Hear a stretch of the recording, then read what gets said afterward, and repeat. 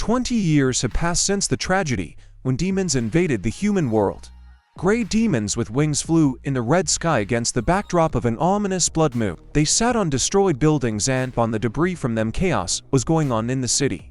And there was smoke everywhere. These monsters knew no mercy and very quickly plunged the world into chaos. They destroyed houses, started pogroms and fires, killing innocent people. The man tried to save his life by running away from these predatory demons that were chasing him. These demons looked terrifying.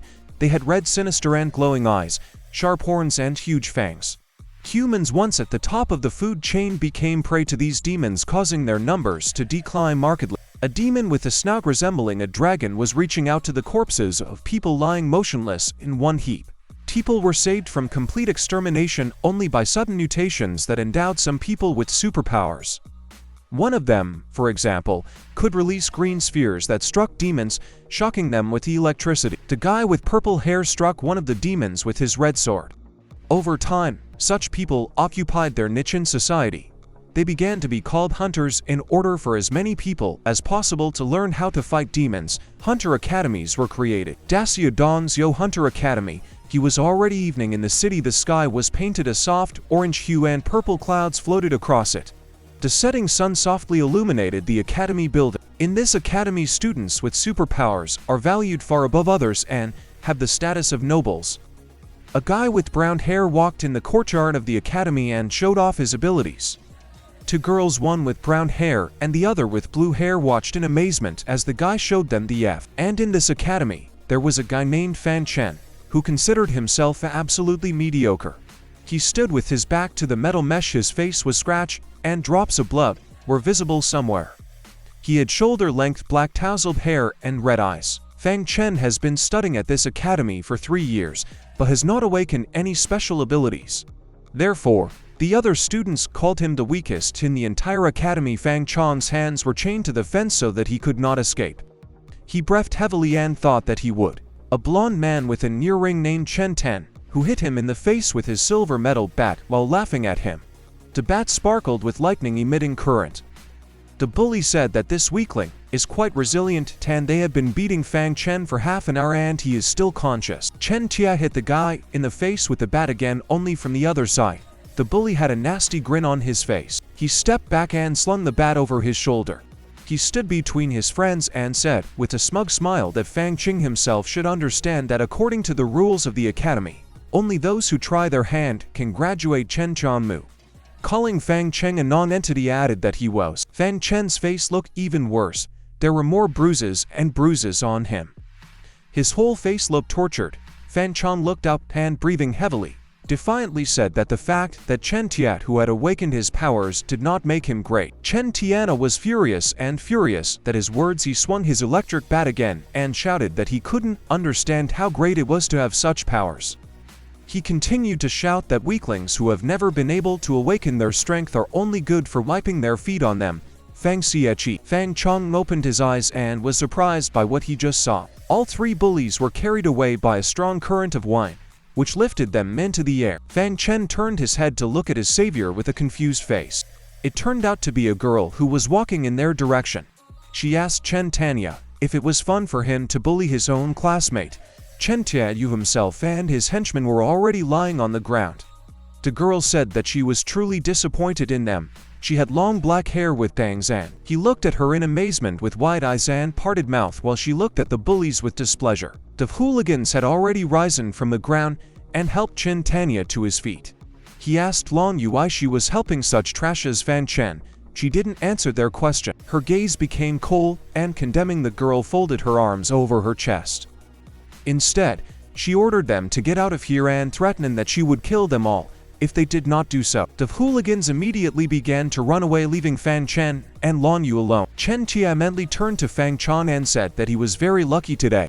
Why don't you help free Fang Chen by breaking the chains from the fence? The guy rubbed his hands and awkwardly thanked the girl, looking down. She looked at him and said that the final exam is in a month and he has not yet awakened his powers. She asked her Fang Chen planned to stay for a second year. The guy was a little confused by this question, but then he looked up at the girl and answered her that he did not plan to stay for a second year because he simply could not afford it. 5 years ago, his parents died as a result of an attack by demons. so his older sister began to take care of the family's finances. She wanted Fang Cheng to get a good education, which is why she got a job quite early and began to save a lot on herself. Fang Cheng no longer wanted to force her to pee. The guy looked down sourly and said that if he couldn't awaken his strength before the start of the final exams, he would simply quit his studies. Suddenly Long Yu sharply hit the fence with her fist, which scared the guy. She ordered me to stop talking about this nonsense. The girl looked menacingly at Fang Cheng and shouted that he shouldn't give up ahead of time, and there was still a month before the exam, and there was still hope that he would awaken his strength. He looked at her in surprise without saying a word. Long Yu walked past the confused guy and rather harshly said that if he could not awaken his powers before the exam began, then he would remain a mediocre loser for the rest of his life. She turned her gaze in his direction, looking at him coldly. Fang Cheng also followed her with his gaze as she walked off into the distance. He looked after her and thought that Long Yu was so straightforward and cruel.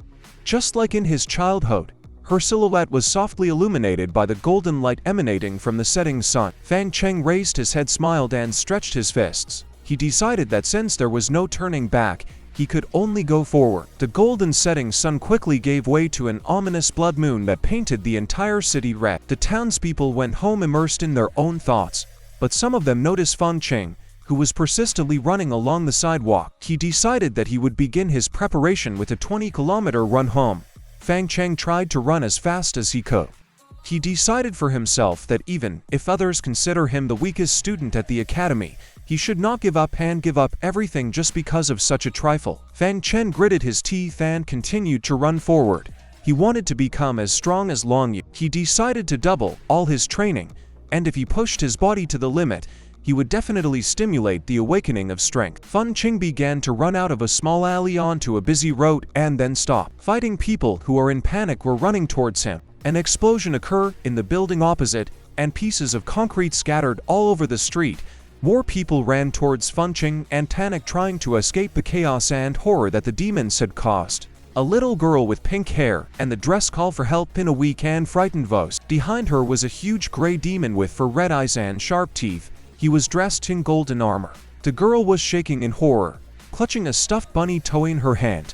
She moaned quietly and pitifully, trying to escape from the demon. Fang Cheng gritted his teeth, feeling fear and horror as he looked at the huge demon. There was a D-ranked demon named Blade who had recently appeared in the city. The demon threw aside a piece of the building that was preventing him from grabbing the girl. The poor girl screamed in fear, afraid of being grabbed and eaten by this monster. Fang Cheng frowned and bared his teeth. He took the little girl in his arms and began to run away from the demon, who was about to grab the child himself.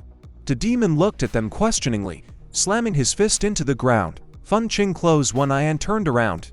He thought he might be crazy, but he just couldn't stay away. The demon Heston, with a threatening grin, began to run towards his victims. He slammed his blade attached to his arm at Fang Cheng's back, piercing right through him. Fang Cheng's eyes became round, and his pupils became very constricted. The girl watched this in horror. The second end of the blade came out of the guy's stomach and he screamed shrilly. The girl screamed, not knowing what to do. Fang Cheng turned to her and ordered her to quickly run away, and tears flowed from her eyes. She said, in her frightened little voice, that she would bring someone to help. Lay Demon, with a grin on his face, began to lift Fang Cheng off the ground, causing him to begin to rise in terrible pain. The monster threw the guy so hard into the wall opposite that it even began to break into pieces. Fang Cheng had a gaping hole in his stomach and began coughing up thick blood. He considered himself fool for believing that an ordinary person could become a hero. The demon smiled ominously, showing off his sharp fangs. He started laughing loudly and evilly. Fang Cheng's capillaries in his eyes burst and he was bleeding from his mouth. He looked angrily at the blade demon, grinning at him, and thought that in his eyes he had already become a delicious snack. The grinning demon began to walk towards the guy who lay among the rubble and clutched his wound. Fang Cheng decided that he should escape if given the chance, but there was no such chance. The demon stepped on him with his huge foot, preventing him from escaping. He pressed it into the ground harder and harder. Hissing angrily, Fang Cheng thought about how much overwhelming power this demon has and he cannot resist it. He lowered his gaze to the PA that was crushing him and regretted that he could die such a worthless death. He thought about how he didn't even have time to become a hunter. Didn't have time to become as strong as Long Yuan in the end. He couldn't give his older sister the life she deserved. Fang Cheng, under the pressure of the monster as Paul began to growl, he must survive and kill this monster. Fang Cheng completely sank into rage and despair, screaming over and over again that he would kill him. He bared his teeth, frowned, and glared at the demon trying to escape. Several system windows appeared one step away from death. You awakened the frantic thirst for murder, and fulfilled the conditions for merging with the demon of extermination. Your life is coming to an end. Do you want to merge with the demon of extermination? Fang Cheng found himself in some strange place where he was surrounded only by darkness. He was confused and scared. He did not understand where he was and who was talking to him. He asked what this fusion with a demon was. Suddenly a red hand grabbed him by the shoulder. The second hand began to approach the guy's face, running its finger along his cheek. After that, more red demonic hands appeared and pulled him down. He wondered where he ended up and even thought that it was the world of the dead. A system window appears. Danger warning. You have 10 seconds left to live. A huge gray hand appeared in front of the guy's face from which red flames emanated. A new system window has appeared. Do you want to merge with the demon of extermination? Fang Cheng continued to be dragged by the demonic arms and he screamed and asked if he had any other choice. The hands pulled him deeper and further. Fang Cheng was in despair and screamed. The veins in his face bolts with tension. He understood that the merger was his only chance. He pointed his index finger towards the index finger of the demon's gray hand. System window merge successful. Fang Cheng and the demon touched their fingers, after which the guy received the power of demon extermination. His consciousness returned to the real world again. His body began to emit a red aura, which surprised the blade demon, who was still pinning him to the ground with his foot. The red aura pushed the demon back, growing larger. A blade demon looked in shock at the guy's metamorphosis. Gray demon hands with large claws began to emerge from the red aura. Due to the aura, completely black eyes with a red pupil appeared, which made the blade demon even more confused. Fang Cheng extended his demonic arms and took a step forward. He activated his demon slayer form. There was a small explosion that lifted all the fragments lying nearby into the air. His demonic form looked like a tall gray demon with red eyes and several horns on his head. There was a mark on his chest, but no mouth. He looked around himself and couldn't believe that he had turned into a demon. He clutched his head in confusion. His eyes clouded. Fang Cheng didn't understand why his head was pounding so much. He lost his spatial orientation a little and his consciousness began to become cloudy. The guy didn't understand what was happening. At this time, the blade demon began to run towards him. While the guy was holding his head, a voice and Fang Cheng had began to order him to kill the blade demon. He begged to be destroyed. The blade demon was already preparing to attack him and prepared his blades on his hands. At the last second, Fang Cheng grabbed the demon with one hand directly by the blade, thereby stopping it. He grabbed the blade with both hands and then threw it to the other side. Lady Man hit the wall, which began to crumble from their collision. Fang Cheng grabbed his neck as he coughed up blood. The guy began to bring him closer to him, while simultaneously trying to strangle him. A long reed or appeared behind Fang Cheng, which exploded the ground beneath her.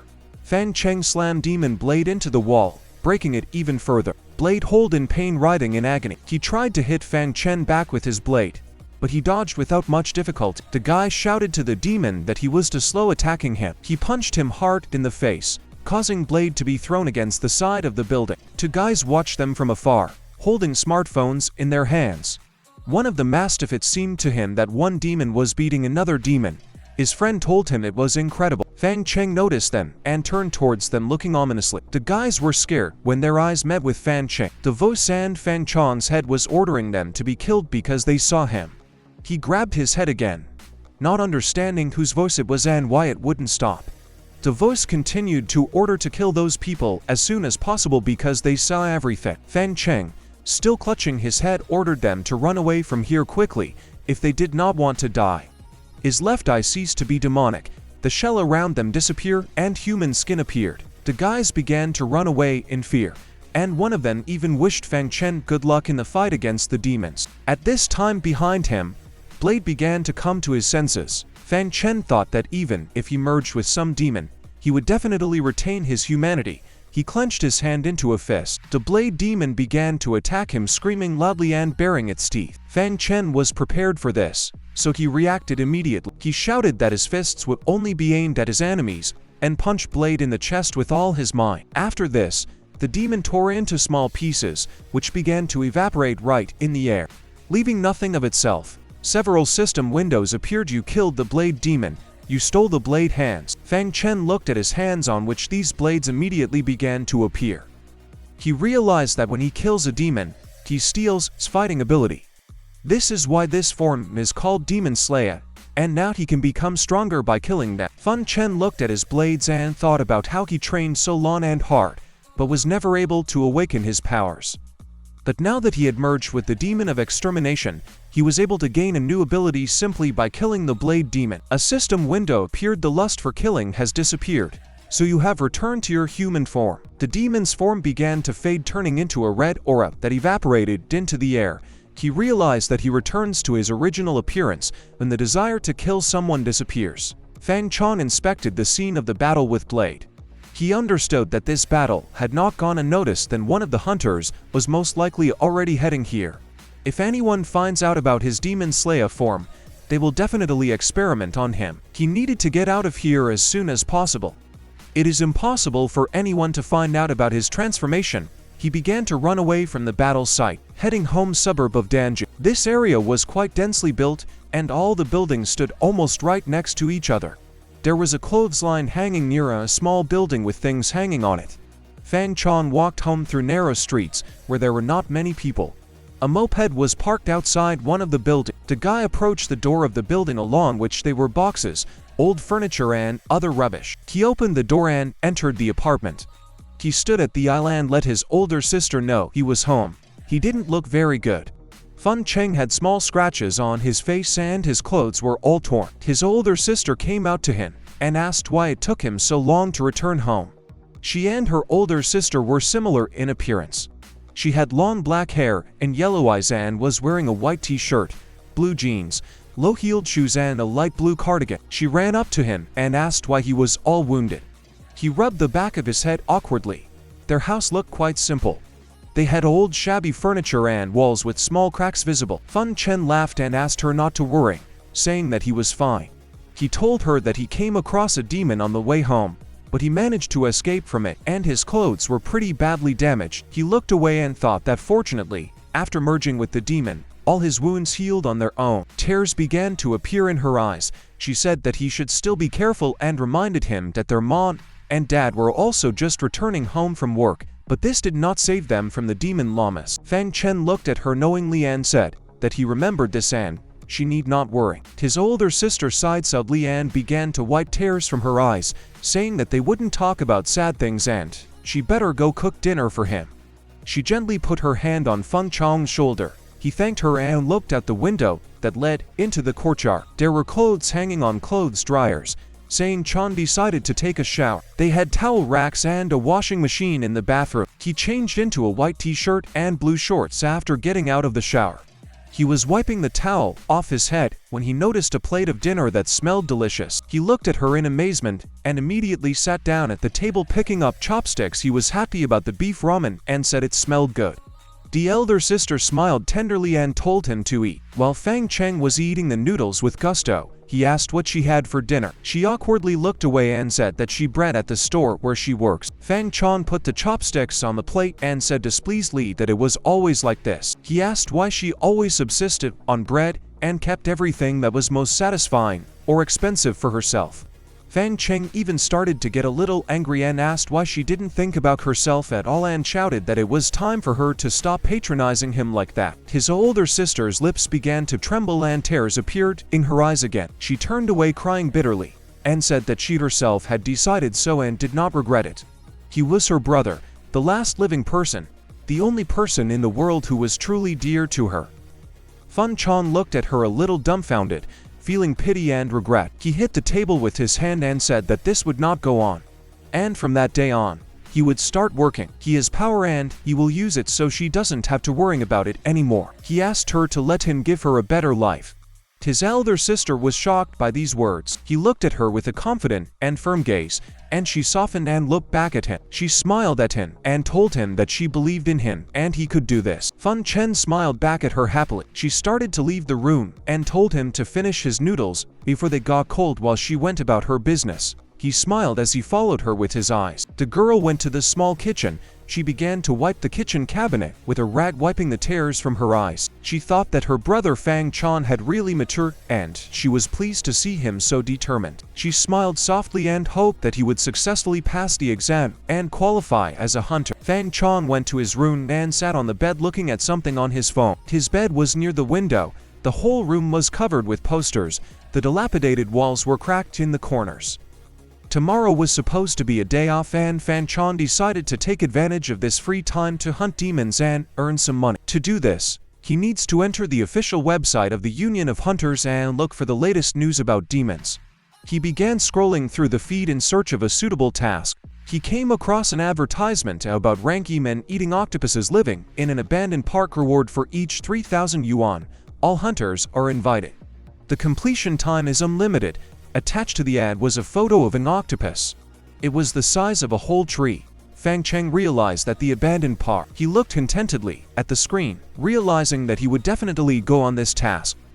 If he used the power of the extermination demon, he should be able to deal with them with ease. He suddenly became gloomy when he thought about the fact that this demon had settled in his mind like a parasite. He had already felt the influence of this demon on his thoughts during the transformation. Fang Cheng put his phone aside, imagining that this demon was now sitting behind him. He had to use this power carefully, otherwise the demon could take over his body at any opportunity, he said, sadly. Fang Cheng understood that there were no easy paths in this world and he would have to use this power to achieve his goals. It was raining and thundering outside, then white lightning flashed in the sky.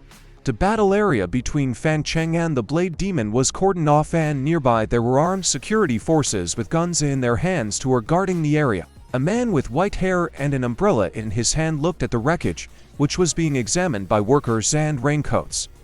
He asked one of the workers who was supervising the search whether they had checked CCTV footage of the area. The worker who was also under the umbrella replied that the Blade Demon had become very angry, so all the cameras in the area were destroyed and the recordings could not be restored. In this case, the man ordered to find and interview all eyewitnesses and said they must find out who exactly killed the Blade Demon.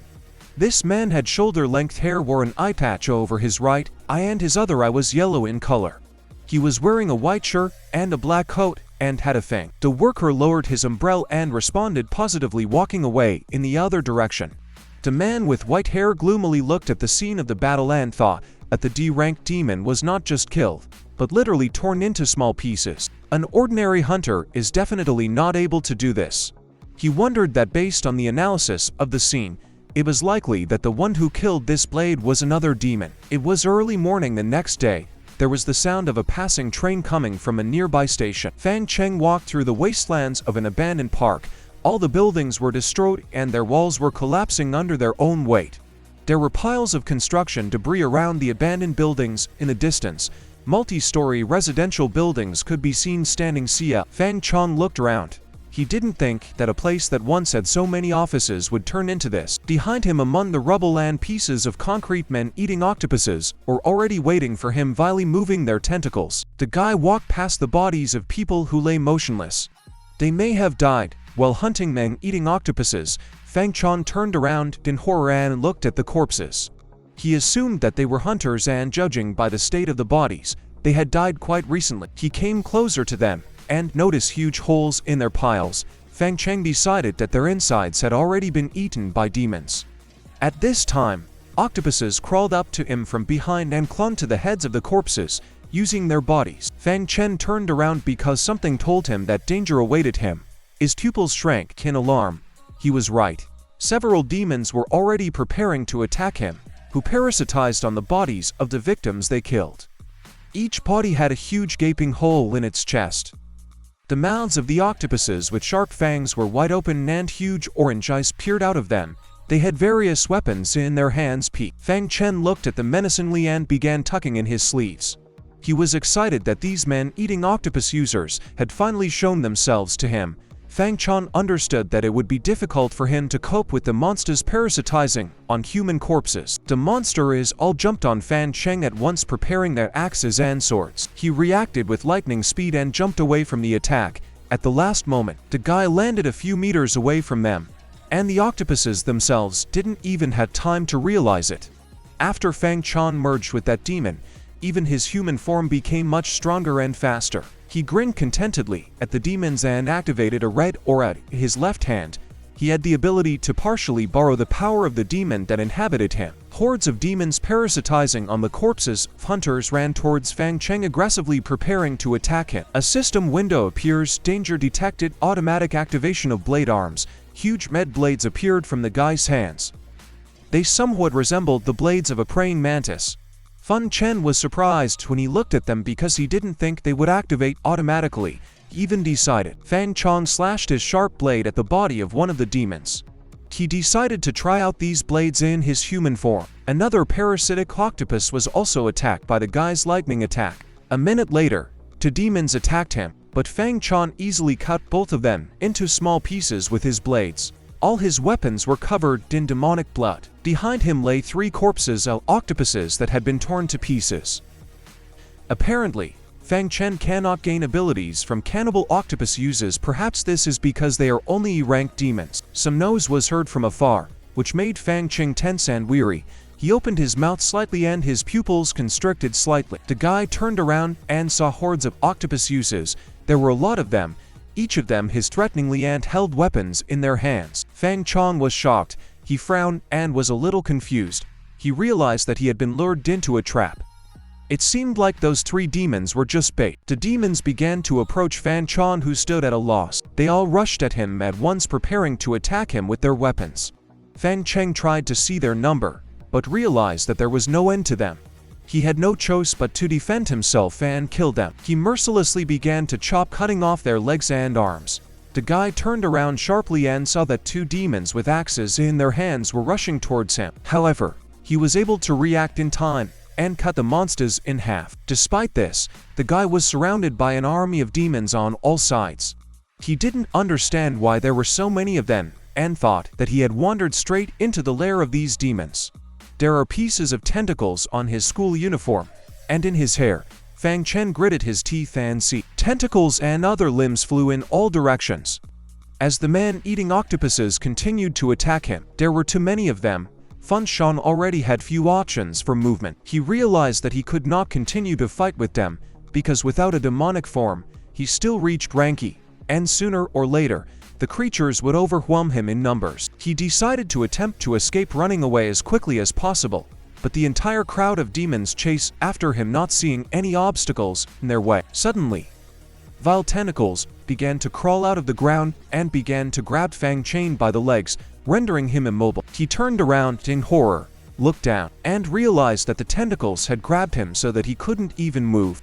A D-ranked demon named Octopus Sage appeared in front of him. He was much larger and scarier than ordinary man-eating octopuses. He had his own body. The octopus on his head looked ominous, and on its tentacles, you could see what looked like faces screaming and fear. He had a huge sight than his hands. He laughed evilly and said that he would now see what kind of prey fell into their hands this time. You looked Fang Cheng up and down and twisted displeasedly, saying that he was just a small shrimp that wasn't even good enough for a snack. Fang Cheng couldn't believe that it was a D-ranked demon. Horrified, he felt an aura emanating from him that was much stronger than blades. Fang Cheng raised his head and felt panicked by how close the octopus Sage was to him. He shouted to his subordinate demons, attracting their attention, and ordered them to tear the guy into pieces and bring him to him. Meanwhile, the tentacles that emerged from the ground completely engulfed him, tying not only his legs, but also his arms. A huge crowd of octopuses had already begun to surround him, and at this time, anger and aggression boiled up in Fang Cheng. He knew that at this rate, he would become food for demons. The whites of his eyes began to turn red and the capillaries inside him began to burst. A voice in his head ordered him to kill all his enemies, repeating this over and over again. In the crowd of men-eating octopus uses, Fang Cheng's red aura began to flare up, signifying his transformation into a demon. A system window appears. The Demon Slayer form is activated. A bunch of men-eating octopus juices were cut into small pieces immediately after Fang Cheng appeared in demon form. Bits of demons' bodies flew in all directions. Fang Cheng said, in a low ominous voice, that since they forced him to take this curse form, he would give them an unforgettable team. He shouted death wishes as he swung his blades through the air and cut through the bodies of his bloodthirsty enemies, as Fang Cheng hacked at the demons, tearing off their limbs and dismembering their bodies. The octopus sage watched him, and surprised, he didn't think a person could turn into a demon and thought it was very interesting. Fang Cheng frowned as he continued to attack the creatures approaching him and shouted that he only wanted to kill a few E-rank demons to earn some money. But he could not even think that his simple wish would not come true. The octopus sage appeared behind him and began to laugh evilly, which made Fang. The monster smugly said that although he had acquired the body of a demon, he was still a pathetic ant who was desperately trying to survive. Fang Cheng turned to him and frowned aggressively. The pupils in his black eyes shrank. He ran, pushed off the ground, and jumped at the sage octopus, aiming his blades at him. He desperately shouted, "How dare he, a demon who considered himself the top of the food chain, judge a person who was just trying to survive while at the very bottom?" His blades almost reached the demon's head, but he substituted his thick-handled size and time. After which he pushed Fang Cheng away from him to the side. The guy landed on his feet and rolled back a little on the sand. The sage octopus said that it turns out that the guy is capable of something. He pointed his tentacles at him and said that despite this, the guy is too slow. He wrapped his tentacles around Fang Cheng and thereby immobilized him. He had already decided that he was in a hopeless situation. The octopus, his face contorted, disgustingly in a smug mockery. He said that the pathetic little man had been caught. Strange crunching sounds were heard. The sage octopus said that he had destroyed the blades that the guy was so proud of and mockingly asked what he was going to do next. The blades were torn from the guy's hands and pulled behind his back by tentacles. He also spread his legs wide apart to further. The octopus sage spread his arms to the sides with its tentacles, which made Fang Cheng even more helpless. He tried to stick his hand out from under the monster's tentacles and looked at her. He was confused because he felt that he would not be able to recreate the blades for some time. The octopus sage lifted Fang Cheng's heavy demonic body into the air with his limbs before throwing it back. He shouted that weaklings only deserve death, and that is the reality. Fang Cheng flew towards a small hill made of sand and building materials. After hitting the surface, he squatted down and began to think. The octopus sage turned out to be much smarter than the blade he fought. This demon was more cautious, so it only fights at medium distances. Fang Cheng began to examine him from afar. Not in a hurry to attack mindlessly, he thought about his plan. He decided that first he needed to find his weak point. At this time, the sage octopus began to swing his huge size. He angrily asked why Fang Cheng didn't attack him, and where did all his confidence go? The demon struck the ground with his heavy side, shaking it. If Fang Cheng had not reacted in time and jumped away, he would also have been hit by the shock-wave fragments of earth scattered in all directions. Fang Cheng concentrated and began to examine the sage octopus for weak points, after which he noticed his huge eye with dark capillaries inside. It was the only unprotected part of his body, and perhaps this was his weak point. The guy realized that if he could hit his eye with sand, he would have th. He looked back and realized that they had been near the sand mound all this time. The sage octopus walked up to him and cackled smugly. He straightened his shoulders and asked what use his demon form was of any use, and said that he was no match for him. Anyway, Fang Cheng at this time was preparing to carry out his plan. He kicked with all his might the handful of sand that was at his feet, and the sand fell towards the sage octopus. A pile of sand landed directly on the demon's head, including his eye. He growled in pain and began cursing at Fang Cheng. The sage octopus was blinded for a while and he covered his eye with both hands. Fang Cheng came closer to him and began to swing his arms, saying that against demons like the sage octopus, any means would do.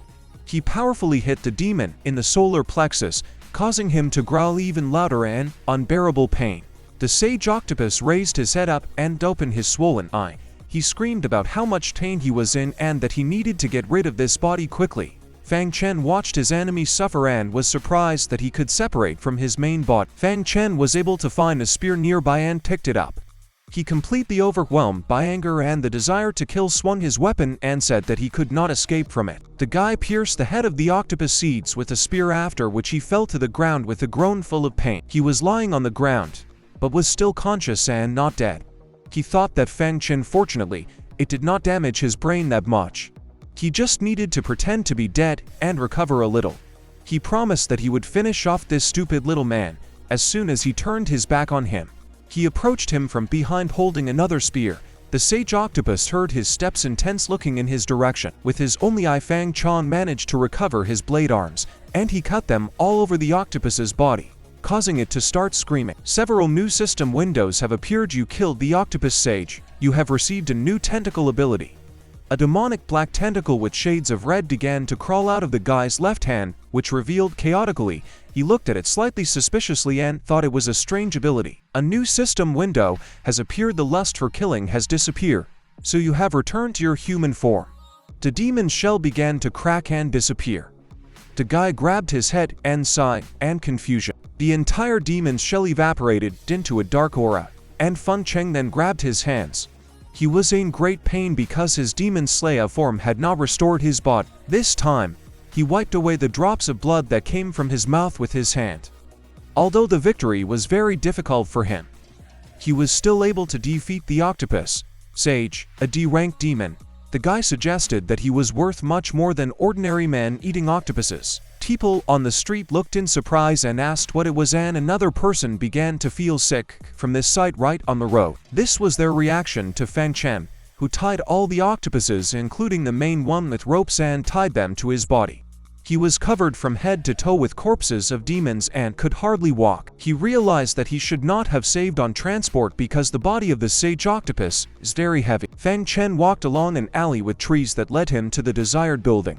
If you read everything correctly, then this place is the Union of Hunters, where people are paid for the demons they kill. Fang Cheng stood in front of a giant skyscraper with many windows, and at the entrance stood to talk. Down to City Hunters Union office, Fang Cheng entered the building and arrived at the waiting area. There were many people around. Somewhere lay the bodies of the killed demons that they had brought. There was a small line at the check-in counter. Fang Cheng looked around and thought that it was very crowded here, and among the crowd, there were many experienced hunters who were in there living by killing demons. Behind the guy stood two guards in black uniforms and dark glasses. They looked at Fang Cheng with disdain and discussed that on his back was the head of a D-rank demon octopus sage. They discussed this loudly enough for Fang Cheng to hear them and pay attention to them. He looked around and realized that they were Hunter Onion inspectors, but he wondered why they were looking at him like that. Fang Cheng tensed and pursed his lips. He turned to them, after which they rudely asked if he really thought they would believe that some newbie and student could defeat a D-rank demon. The second inspector folded his arms across his chest with displeasure and said that most likely the guy simply stole someone else's loot. Fang Cheng looked up at them. He was very offended by the inspector's words and displeasedly asked why they did not believe that a student could defeat such a demon. The inspectors made a menacing face and said that since he was so confident in himself, then let him prove it, and showed his hunter's ID. He didn't answer then and looked at them with his frowning eyes. Fang Cheng thought that according to the rules of the Hunters, Union inspectors do not have the right to demand a hunter's ID. It was obvious to him that these guys just wanted to take away his honestly mined demons. The inspectors shouted that the guy had panicked and pounced on him in order to take his loot. Fang Cheng reacted in time and jumped away from them, which they did not expect. People behind him noticed the noise and shouted that someone was fighting there. Fang Cheng tensed and frowned. He was not going to give the inspectors what he had obtained himself. A man in the crowd, with a scar on his face, grinned and thought that this guy deserves praise for being able to outrun two big guys with such a load on his back. He understood that this guy was not so simple. The man had green eyes, blonde hair and beard, and wore a hat and a large jacket. The bald inspector turned to Fang Cheng and rudely asked how he dared to run away from them. Fang Cheng was on full alert and ready to defend against their attacks. He easily stopped the bald inspector's fist, which was about to hit him. Fang Cheng didn't even move a muscle on his face. He punched the inspector in the face in response, causing him to fall to the floor. The second inspector came up behind him and was about to quietly knock him out with a blow to the head, but Fang Cheng did not miss this either. He ducked, then grabbed the inspector by the torso and threw the man to his colleague on the floor. People watching the short fight began to be surprised at the guy's excellent skill. Someone said that he would definitely have trouble later. The inspectors lying tiredly on the floor groaned in pain. Suddenly, a man came out of the crowd and noted that Fang Cheng was not so simple. He shouted that the battle was over. Fang Cheng turned to him and began to listen. This man turned out to be the vice president of the Hunter Union named Jute. He smiled, adjusted his hat and said that he saw everything. He added that although this guy is young, he definitely has the strength to defeat a D-rank demon. The inspectors got up from the floor and walked towards Jute. The bold man began to complain and said that this guy was the first to attack them. after which he began to tearfully ask them to deal with him. The second inspector supported him and said that the guy did not respect the Union of Hunt. Fang Cheng didn't know what to expect next. He silently watched their showdown. Chu Tai aside the satisfyingly closed his eyes and told them that they were just blind people who could not realize the strength of the enemy. He asked how they dared to make claims against him after they themselves attacked the guy. The bald inspector with a guilty face tried to object to something, but Chu Tai looked at them menacingly and said that he would not accept any objections, and they were fired since the Hunter Union did not need such fools. Two now former inspectors began to saw up and try to say something to the vice president, but he no longer listened to them and did not pay any attention. Chu Tai walked up to Fang Cheng and smiled. He said that the guy was not bad at all, and asked what power he had awakened.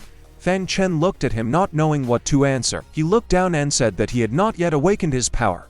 The guy decided to lie because he couldn't let anyone find out about his demonic form. The crowd of hunters that were around them heard this statement and gasped in surprise. They asked how it happened that he had not yet awakened his power, because without any power, he would not have been able to defeat those big guys. A girl from the crowd said that this was impossible, and the guy W. Chu Tai smiled contentedly. He put his hand on Fang Cheng's shoulder and said that he believed him. Fang Cheng was a little confused by such kindness because he expected the worst. They walked together towards the office. Chu Tai said that he would take the guy to where he would be given a reward. Fang Cheng thanked the vice president a little modestly and embarrassingly. In the crowd, everyone immediately began to whisper that this guy was personally received by Vice President Ji. They entered the office and Fang Cheng placed the sage octopus on the table. The rest were taken from him by telepathy by the girl sitting on the table. She said that her name was Zan and in the Hunter Union, she was in charge of distributing rewards to hunters.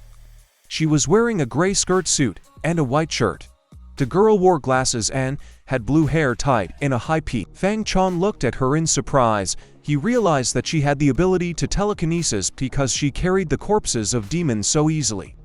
Vice President Chu Tai smiled at him and said that from now on, if he wants to bring a couple more demon corpses, he won't have to wait in line and can direct. He grinned and pointed his thumb at her, saying that she was still single so the guy could hit on her. Zionan was very embarrassed and confused, after which she asked to try not to joke like that anymore. Fang Cheng awkwardly straightened the hair on his head and lowered his gaze.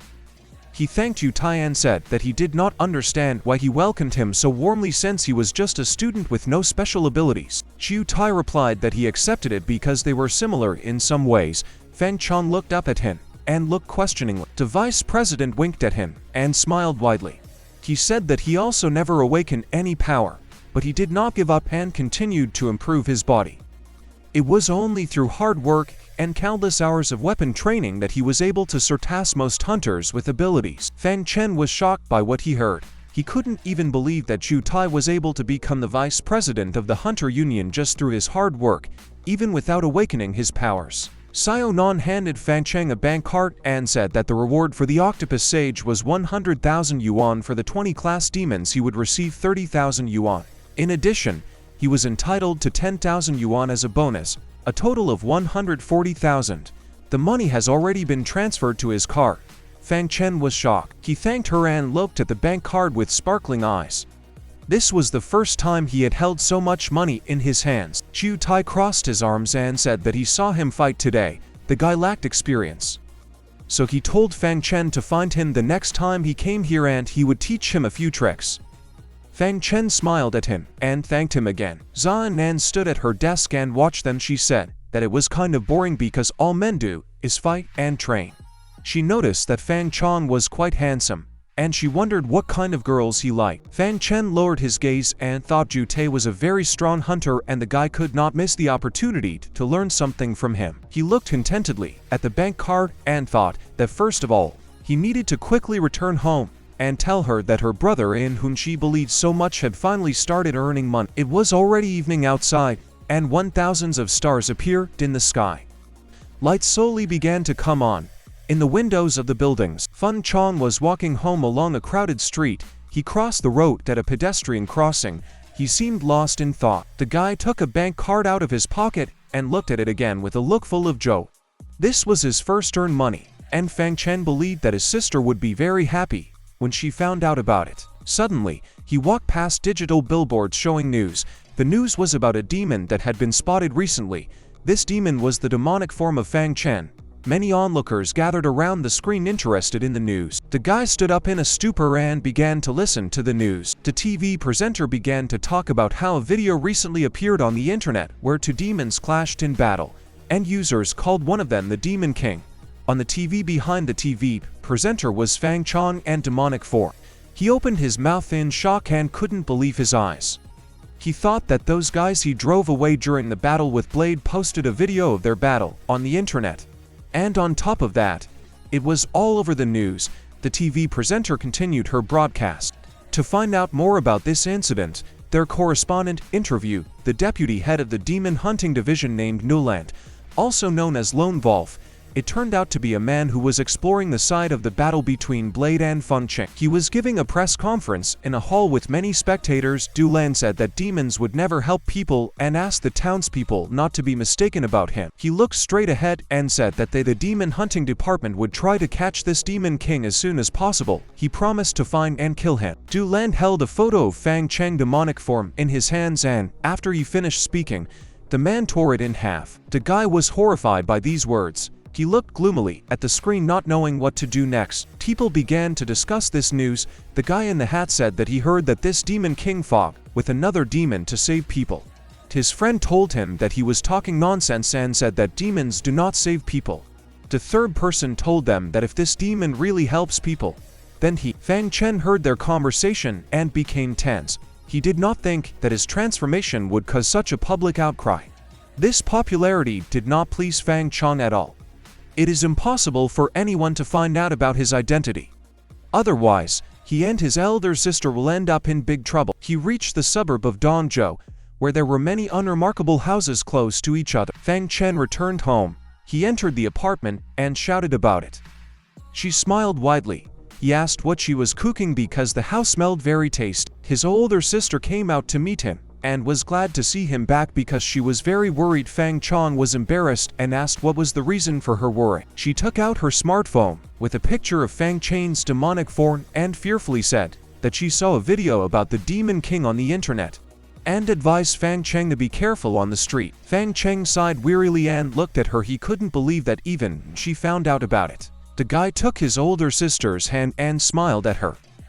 He asked her not to worry because it was just a video on the internet. After that, Fang Cheng took out a bank card from his pocket and proudly said that her brother was able to earn 140,000 yuan today. She asked him, surprised about the amount.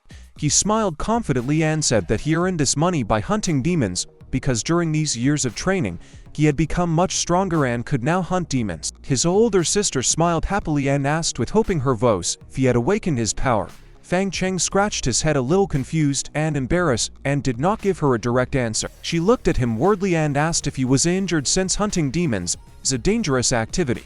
She thought that she couldn't even imagine what Fang Cheng had to go through. He gave her the bank card and said that he would be fine and that she could take the money. She quietly and hesitantly said that this money would be used to pay off debts because after the death of their parents, they often had to borrow from relatives. Fang Cheng's gaze became serious and cold, and he asked if she knew which demon killed their parents. The girl sadly lowered her gaze and said that it remained a mystery even to her. According to official data, they were killed by a demon and engulfed in flames, but he disappeared without a trace immediately after committing those atrocities. Then the entire street was engulfed in flames that raged fiercely. People were burning alive there, and there were only ruins around. That was all his older sister knew. You listened to her with a slightly thoughtful look. The guy inside himself suggested that this was not an ordinary demon. He looked forward resolutely and clenched his fist, promising himself to deal with this demon as soon as he became strong enough. Ju Tai was quite an experienced hunter. He must know something about this demon. Fang Cheng decided to visit him later and inquire about it. Suddenly, she took his face in her palm. She smiled a little sadly and said that they are not strong enough to think about revenge. They can only live a happy life together. Fang Cheng was embarrassed by this gesture and looked away. Blushing deeply, he said he knew about all this. The next day, in the morning, Fang Cheng went to the dangerous City Hunter Academy. The weather was great outside. The guy was late for class and ran as fast as he could. He was so focused on money yesterday that he forgot about his studies. The guy ran so fast along the corridor of the academy At the wind even lifted one of the girl's skirts. He turned around, awkwardly looking at her. Fang Cheng entered the office and heard what his classmates were talking about. One of them said that recently everyone has been talking about the Demon King. The second one agreed with him and said that he was even shown on the news, noting that this demon looked very cool. Another classmate asked. Fang Cheng tiredly sat down in his seat inside. Even his classmates knew about it, and it was tiring. Fang Cheng thought that he was really not a demon. One who came up to him and said that he had changed. Fang Cheng noticed her and turned his head in his direction. She crossed her arms and said that she looked much stronger than the day he was attacked by the bullies. He laughed awkwardly and said that she most likely just imagined it. Fang Cheng was surprised that her intuition was so strong. Behind them, the hooligans led by Chen Tianfu, who was eating something from his plate, approached them. He just sarcastically said that the lovebirds are chatting early in the morning. His friends immediately laughed. Long Yu turned her attention to them with displeasure.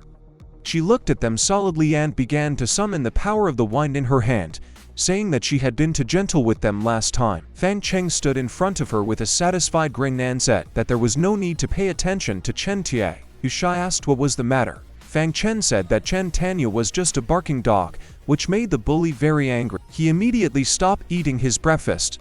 Chen Tani looked at him with a mad and angry look and said that Fang Cheng seemed to really want to die. He activated his ability and threw his bowl of noodles at the guy, saying that he would beat him up.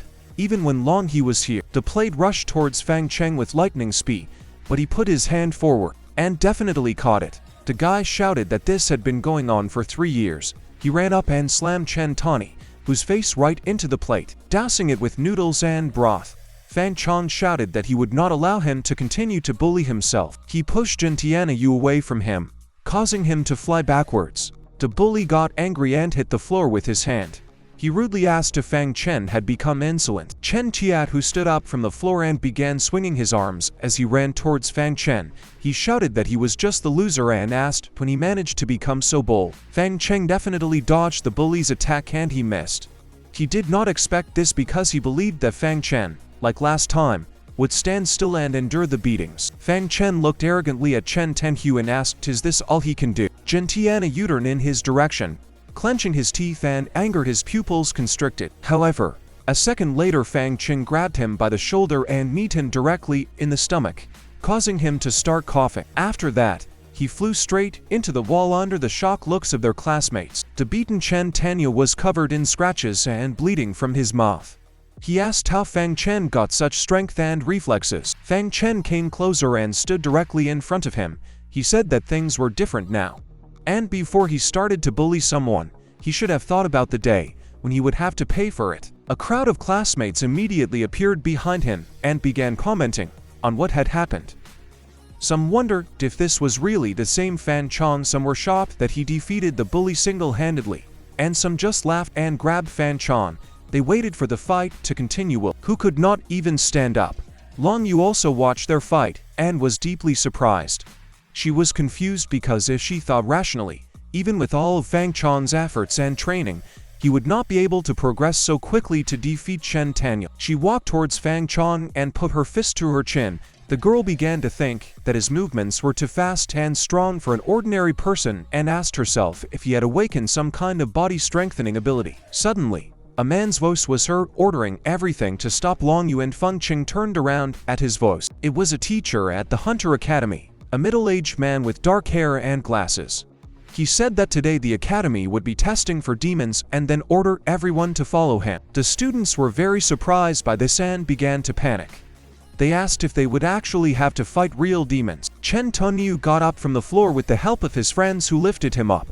He told Fang Cheng that he was not finished with him yet. Fang Cheng himself only threw an indifferent glance in his direction and remained silent. Chen Tianya, with a distraught face, shouted that he had simply relaxed too much this time and would deal with him next time. Fang Cheng was still silent, even though these words angered him. He understood that Chen Tianya was an unpredictable and vicious guy. He should not let his guard down around him. Fang Cheng will have to deal with him as soon as the opportunity arises. The students arrived at the back gate of the Hunter Academy. Outside the gates there was a view of magnificent mountains, at the foot of which there was a dense forest. A wide path led to it. The blue gates themselves were quite high and had drawings in the shape of clouds on them. There were 2 guards at the gate, and in front of the crowd of students stood a teacher giving instructions. He asked to listen to him carefully. The teacher said quite loudly that there was very little time left before the final exam, and the academy decided that the demon hunting tests would prop it. The teacher walked closer to the gate and stood between two muscular guards. He said that once the students went outside the Hunter Academy, they would meet rank F grass demons. If they could kill even one, they would be able to absorb the essence of the vegetation, which would help them become strong. As soon as the teacher finished, the students immediately began talking among themselves. The guy with dark hair said that rank F demons are not much different from ordinary beasts, and he can kill at least 10 of them. The student with long hair proudly said that this test was too easy. Genshinea. Long Yu stood next to Fang Cheng and asked what he thought about this demon hunt. Fang Cheng was focused. He said that the danger here is not the demons themselves, but the students who will compete with each other, and they need to be careful. The teacher drew attention to himself and loudly announced that the gate was opening and asked everyone to get ready. Two guards began to open the heavy toll gate that opened the passage into the forest with demons. Chen Taniwu and his cronies immediately ran. They're saying that they would be the first to take all the essences. All the other students slowly entered through the gate. In the forest on the damp ground lay bones and a human skull. Fang Cheng reached out to them and began to examine the bone in his hand, while Yu, who was standing behind him, asked what he wanted to see in the bone. Warns of the dead man. Fang Cheng replied that he did not expect that the grass demons would be so strong as to kill a person. Fang Cheng heard the nose and tensed up. He shouted that someone was approaching them. Long Yu turned her head towards the nose and saw demons moving towards them. She thought that this could not be possible, and did not understand why they appeared so quickly. Grass demons resembled huge grasshoppers and mantises, but they also had green wings on their backs. Brass demons surrounded the couple from all sides, taking positions both on the ground and in the trees. Long Yu began to activate her wind powers and ordered Fang Cheng to hide behind her because he could. The guy rushed to attack, saying that everything was fine and he could handle it. This greatly surprised the girl. Fang Cheng was able to defeat several grass demons at once, with one blow, breaking off their chitinous layers and breaking their limbs. He noticed several more creatures behind him approaching them. The demons headed towards Long Yu, preparing to attack her, but the girl did not notice this. Fang Cheng instantly ran up to them, killing them with one blow. He told the girl not to forget about her back. Long Yu was shocked by what she saw. She couldn't believe that this was really the same Fang Cheng she knew. The guy rushed from side to side, killing demons with ease without making any effort. Remains of demons were flying around. Fang Cheng stopped for a second and noticed that the grass demons were no. The girl stood in a stupor and watched this. She worriedly asked how he became so strong in just a couple of days and said that he didn't look like himself at all. Fang Cheng walked past her with a slight smile on his face and said that all people change over time, and suggested that they begin collecting the herbal demon essence. The essence rose into the air and green drops floating straight into their hands. Suddenly Long Yu heard some noise and asked what was going on. She saw that on the right two students were running and shouting that there was a huge demon there. Long Yu began to flex her fists and said with a serious face that it was her turn to attack. Although she did not think that there were other demons living here, Fang Cheng looked anxiously at what was approaching them and said that this was not an ordinary demon. A huge demon, reminiscent of a tree without a crown, was running towards them.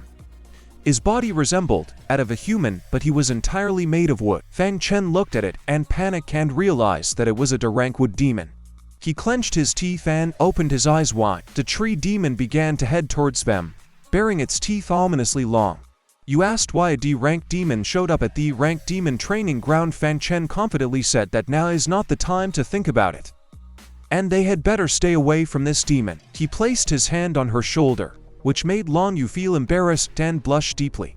She thought about the first time Fang Cheng touched her. Qin Tiana came out of the forest towards them with a crazy look. His friends walked nearby. They had some kind of weapon in their hands. He laughed and said that he was sure that the cowardly Long Yu and Fang Cheng would try to escape. They came out to them holding wooden spears in their hands.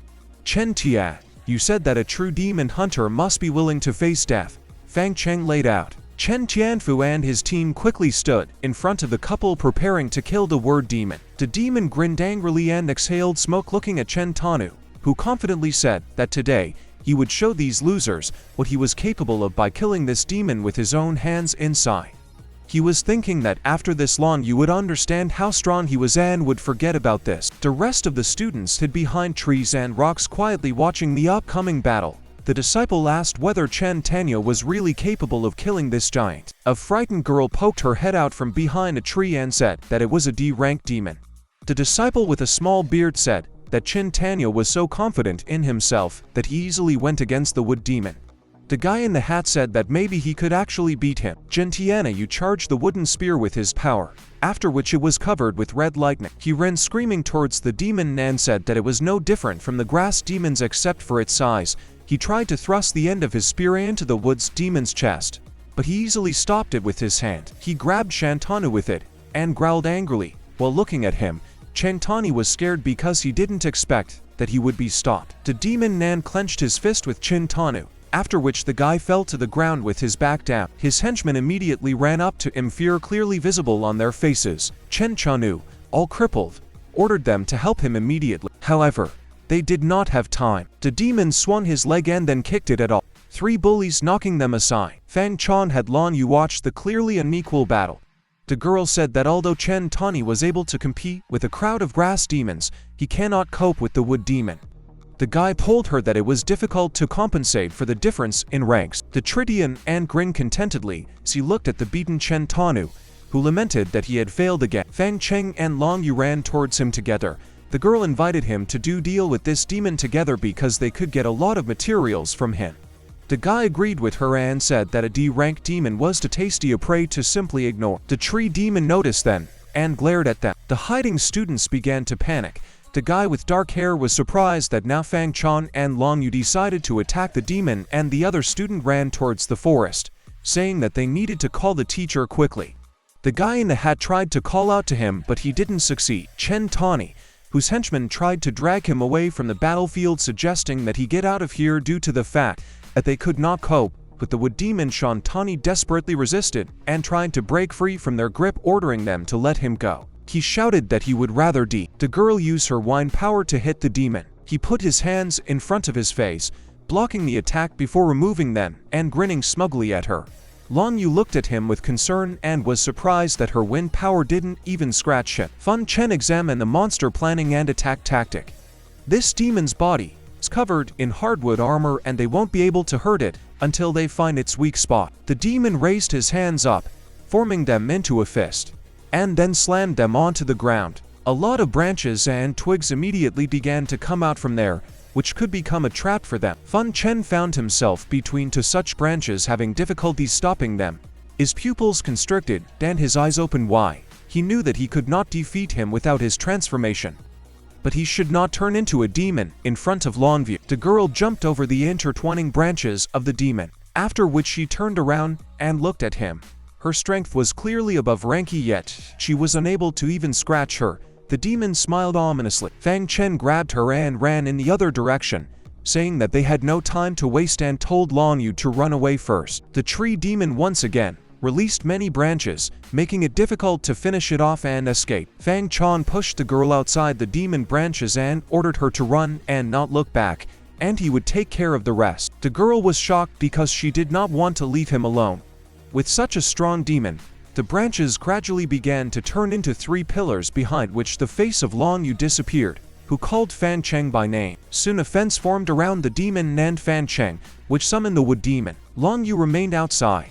She began to use her wind power, saying that she would destroy these thickets and pull Fang Cheng out of there. The tree demon roared aggressively, preparing to kill Fang Cheng, who was standing at his feet. He gradually began to transform into a demon and thought that he needed to deal with this demon before Long Yu broke through the thicket. The evil demon began to swing his fist, aiming directly at the guy, but at that moment, he was already completing his transformation into a demon. Fang Cheng cut off his wooden arm with his blade arms. The effectiveness of the blades is simply amazing. After cutting off the wood demon's arm, Fang Cheng jumped behind him. The demon growled, causing a green aura to appear around the stump of his forearm. He used regeneration and a new arm grew within seconds. Fang Cheng turned around and looked in horror as the hand he had just cut off was restored. He ran towards him, preparing to attack him again, because he couldn't be given time to recover. The guy came face to face with him. then jumped up and cut him with his blade. The demon looked at the wound and it turned out to be quite minor. The monster again took root underground, and from there grew dozens of sharp branches that stretched towards Fang Cheng. The guy jumped away from them, avoiding the attack. He froze in the air for a second and realized that now was the best time to counterattack, because after this attack with branches he slowed down for a short time. He decided to try the tentacles he inherited from his previous the rank demon. Black tentacles began to appear from his hands with blades at the ends. He decided to combine these abilities in order to deal with the wood demon as quickly as possible. The tentacles began to move towards him. The monster noticed this and was even a little taken aback. Fang Cheng broke through the thick tree trunks that protected the wood's demon. A second later, all the barriers were passed and Fang Cheng launched tentacles with blades directly into the wood's demon's body, breaking through its armor protection. The monster screamed in horror, after which it turned into a mountain of splinters. The tentacles and blades began to disappear and Fang Cheng realized that this demon was finished. Several system windows appeared. You killed the wood demon. You have gained the Summon Tree Thorns ability. You have gained the additional ability Regeneration. Fang Cheng's demonic form began to disappear as soon as he dealt with the demon. Fang Cheng did not expect to get two abilities from one demon. He turned around and looked at the splinters left by the wood demon. His essence was there. Fang Cheng walked up to her and began to suck her through his hand. It was a high-quality essence, just what the guy needed. Perhaps you will be the one who will help awaken his true strength. To his right he heard some noise and rumble, which frightened him because of the surprise. It was Long Yu who broke through the trees using the power of the wind. She asked Fang Cheng to wait a little longer as she would help him soon. Imagine her surprise when she did not see any wood demon. She asked Fang Cheng and Chakot. He had really mastered it. The guy awkwardly scratched his head, smiling at her. He looked at his hands and said that he apparently awakened the power that strengthened his body, so he became much stronger. He added that the wood demon underestimated him too much, so he was able to catch him in his mistake and kill him. Long Yu looked at him weirdly and frowned. She said that the guy had just recently been an ordinary person, and she couldn't believe that in such a short time he had become so strong. Fang Cheng walked up to her and smiled. He said that it was just the rank demon and they weren't as strong as she thought. According to the guy, there are rank or even S-rank demons roaming the world right now, and they are not even close to them. Long Yu believed his words and calmed down a little. She agreed with the guy and said that she should expand her horizons and suggested getting out of the forest. It was already the end of the test, and the teacher said, in front of a crowd of students, that to date, he would like to celebrate the successes of head boy Long Yu and Fang Cheng. They stood next to him. The man hugged them and laughed, after which he said that they had exceeded all expectations by defeating the word demon. Long Yu and Fang Cheng looked at each other displeasedly, feeling uncomfortable. The students began to be indignant.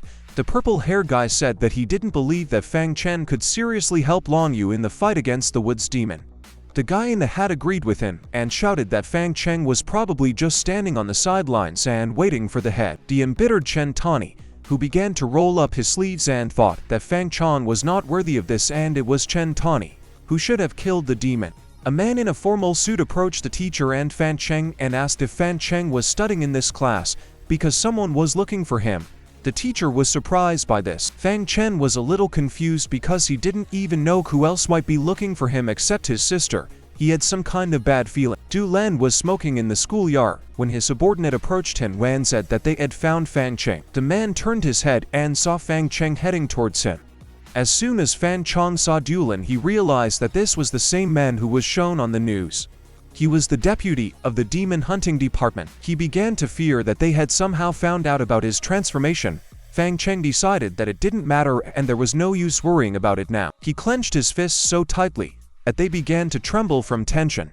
Fang Cheng didn't understand what was wrong with his transformation, because he was trying to maintain his humanity. Du Len threw the cigarette on the ground and said that he came quite quickly and asked if he was Fang Cheng. The guy smiled at him and confirmed that it was him. He asked if he could inquire about how he could be abused to the demon hunting department. The man looked at him coldly with his one eye and said that one of the witnesses told them that 4 days ago, some young man saved a little girl from the blade demon. Du Len came closer to the guy and stated that they had conducted investigations and found out that this young man was Fang Cheng. These words made the guy tense, but he decided to pretend that he had nothing to do with it. He laughed artificially and rubbed the back of his head, after which he said that he had done nothing like that because at the academy, They prepare for this every day. Du Lan shouted that this was not the case. He looked piercingly at the guy and stated that right after he saved the girl, the Demon King appeared and killed Blade. Du Lan's words made Fang Cheng believe that he had been exposed. He didn't know what to do next. The guy decided that he would pretend until the end that it wasn't him. Du Lan looked at the guy gloomily. Fang Cheng smiled as naturally as he could and said that this Demon King was often talked about on TV. While Du Lan and Fang Cheng were having a dialogue, Lan Yu sneaked up on them. She hid around the corner and tried to figure out what the Demon Hunter Division even wanted from Fang Cheng. To win Blue Lan's white hair, he said that judging by the time and surveillance cameras, there was a 100% chance. He asked Fang Cheng to tell us more about this. These words made the guy confused.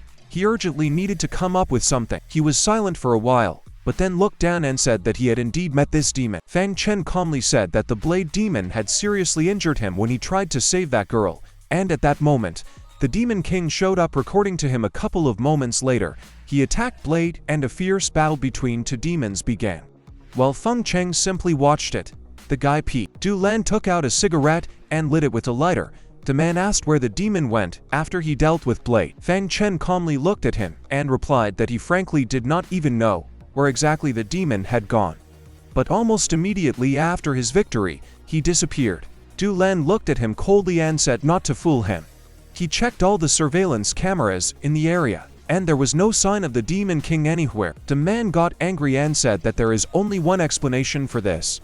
The Demon King never left, and he merged with Fang Cheng into one man, raised his index and middle fingers, activating his powers. Fang Cheng's face was both shocked and disappointed. The next second, a portal appeared above his head from which a huge bone hand emerged and reached towards him. Fang Cheng didn't expect this and only managed to look up, thinking that it was the power of summoning. The bone hand grabbed him tightly, preventing the guy from escaping.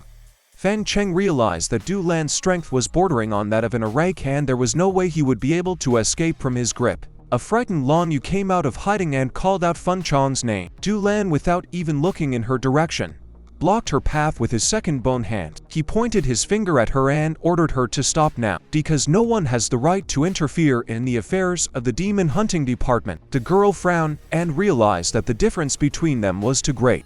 Apparently, the bone hands repeated the gestures that their owner showed with his own hands. Fang Cheng desperately asked Du Lan to believe him.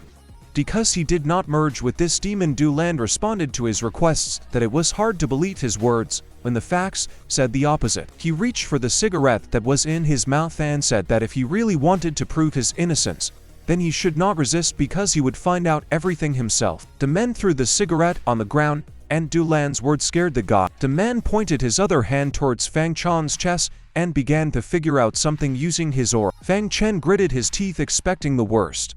He thought that if Du Lan found out about his secret and realized that he had indeed merged with a demon, he would be captured for terrible experiments.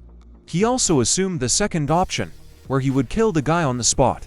An aura began to hover around the guy's chest, seeping into him. Fang Cheng seemed to lose his breath and let out a muffled groan. Du Lan's eyes opened wide. His pupils constricted. What he found out was not at all what he expected. The man removed his hand and looked at Fang Cheng in shock. He did not find a single drop of demonic energy in the guy. The completely ordinary energy of an awakened hunter circulated in him. Du Lan said with a guilty look that he was still mistaken this time. He relaxed his hands and then said that the guy was free. The bony hands released the guy from their grip. He was angry and unhappy, trying to catch his breath. Lan Yu looked after Du Lan with displeasure and asked Fang Cheng if the Cyclops would really just leave here after what he did to the guy. Fang Cheng, still recovering his breath, asked her to leave the man. Du Lan stopped, still standing with his back to them. He said that he remembered Fang Cheng, and something tells him that this will not be the last time they meet. Fang Cheng breathed heavily and said that he hoped that they would never see each other again. He looked downside weirdly and thought that he had somehow managed to hide the existence of his inner demon. If he did find out about this, Fang Cheng would definitely be in trouble. Lan Yu ran up to him and asked if he was okay. He smiled at her and said that everything was fine, and they would hope that the demon hunting department would no longer blame innocent people. Lan Yu looked at him sympathetically and said that they somehow had a lot to worry about today. She tilted her head a little and smiled sweetly. The girl suggested going somewhere because they needed to relax after such a hard day. Fang Cheng was a little embarrassed, as evidenced by the slight blush on his cheeks. He said he wouldn't mind dinner inside, He was wondering what it was in weather. Shopping area of Dongyo City. Evening came. Stars appear in the dark blue sky, which were lightly covered with dark clouds. There were quite a lot of people in the area. Fang Cheng and Long Yu walked next to each other, awkwardly looking away from each other. Both had blush on their cheeks. They were no longer wearing school uniforms.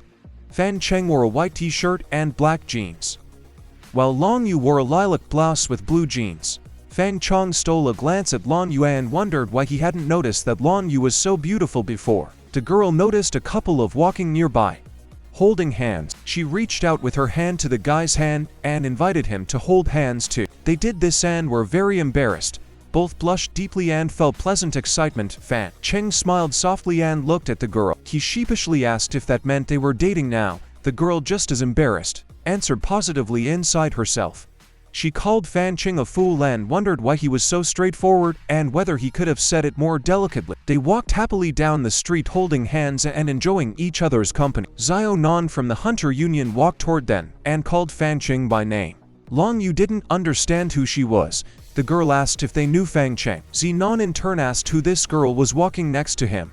They both looked at him and waited for an answer. Xiao Nan was a little disappointed. She awkwardly brought her hand to her chest. She thought that Fang Cheng didn't have a girlfriend, and she even planned to invite him to dinner one day. Fang Chen blushed and replied that it was Long Yu, his classmate. Long Yu grabbed his hand and said that she and Fang Cheng were actually childhood friends. Zhong Nin sighed dissatisfiedly and thought since they are childhood friends, then her chances of getting close to Fang Cheng are zero. Fang Cheng invited Zhan and of dinner together if she was free, but she said that it was not worth it and she needed to return home as soon as possible. She pretended not to be upset and walked in the other direction. Finally, she turned around and reminded him of the invitation from Vice President to Tai. He was quite serious when he said that he would teach the guy to fight. Fang Chen smiled awkwardly at her and waved goodbye, saying that he wouldn't forget. He hoped she didn't think anything strange. Long Yu and Fang Cheng watched his zone and walked away and disappeared into the crowd. The girl pointed her finger at Fang Cheng's stomach and said that he looked like he was upset that she refused. The guy was very embarrassed and blushed deeply. His lips curled. He awkwardly rubbed the back of his head and smiled. He said that he was not upset at all, because from the very beginning he and Long Yu had agreed to have dinner, just the two of them. He thought she was jealous of him. The guy took her hand again and said that there was a good restaurant nearby.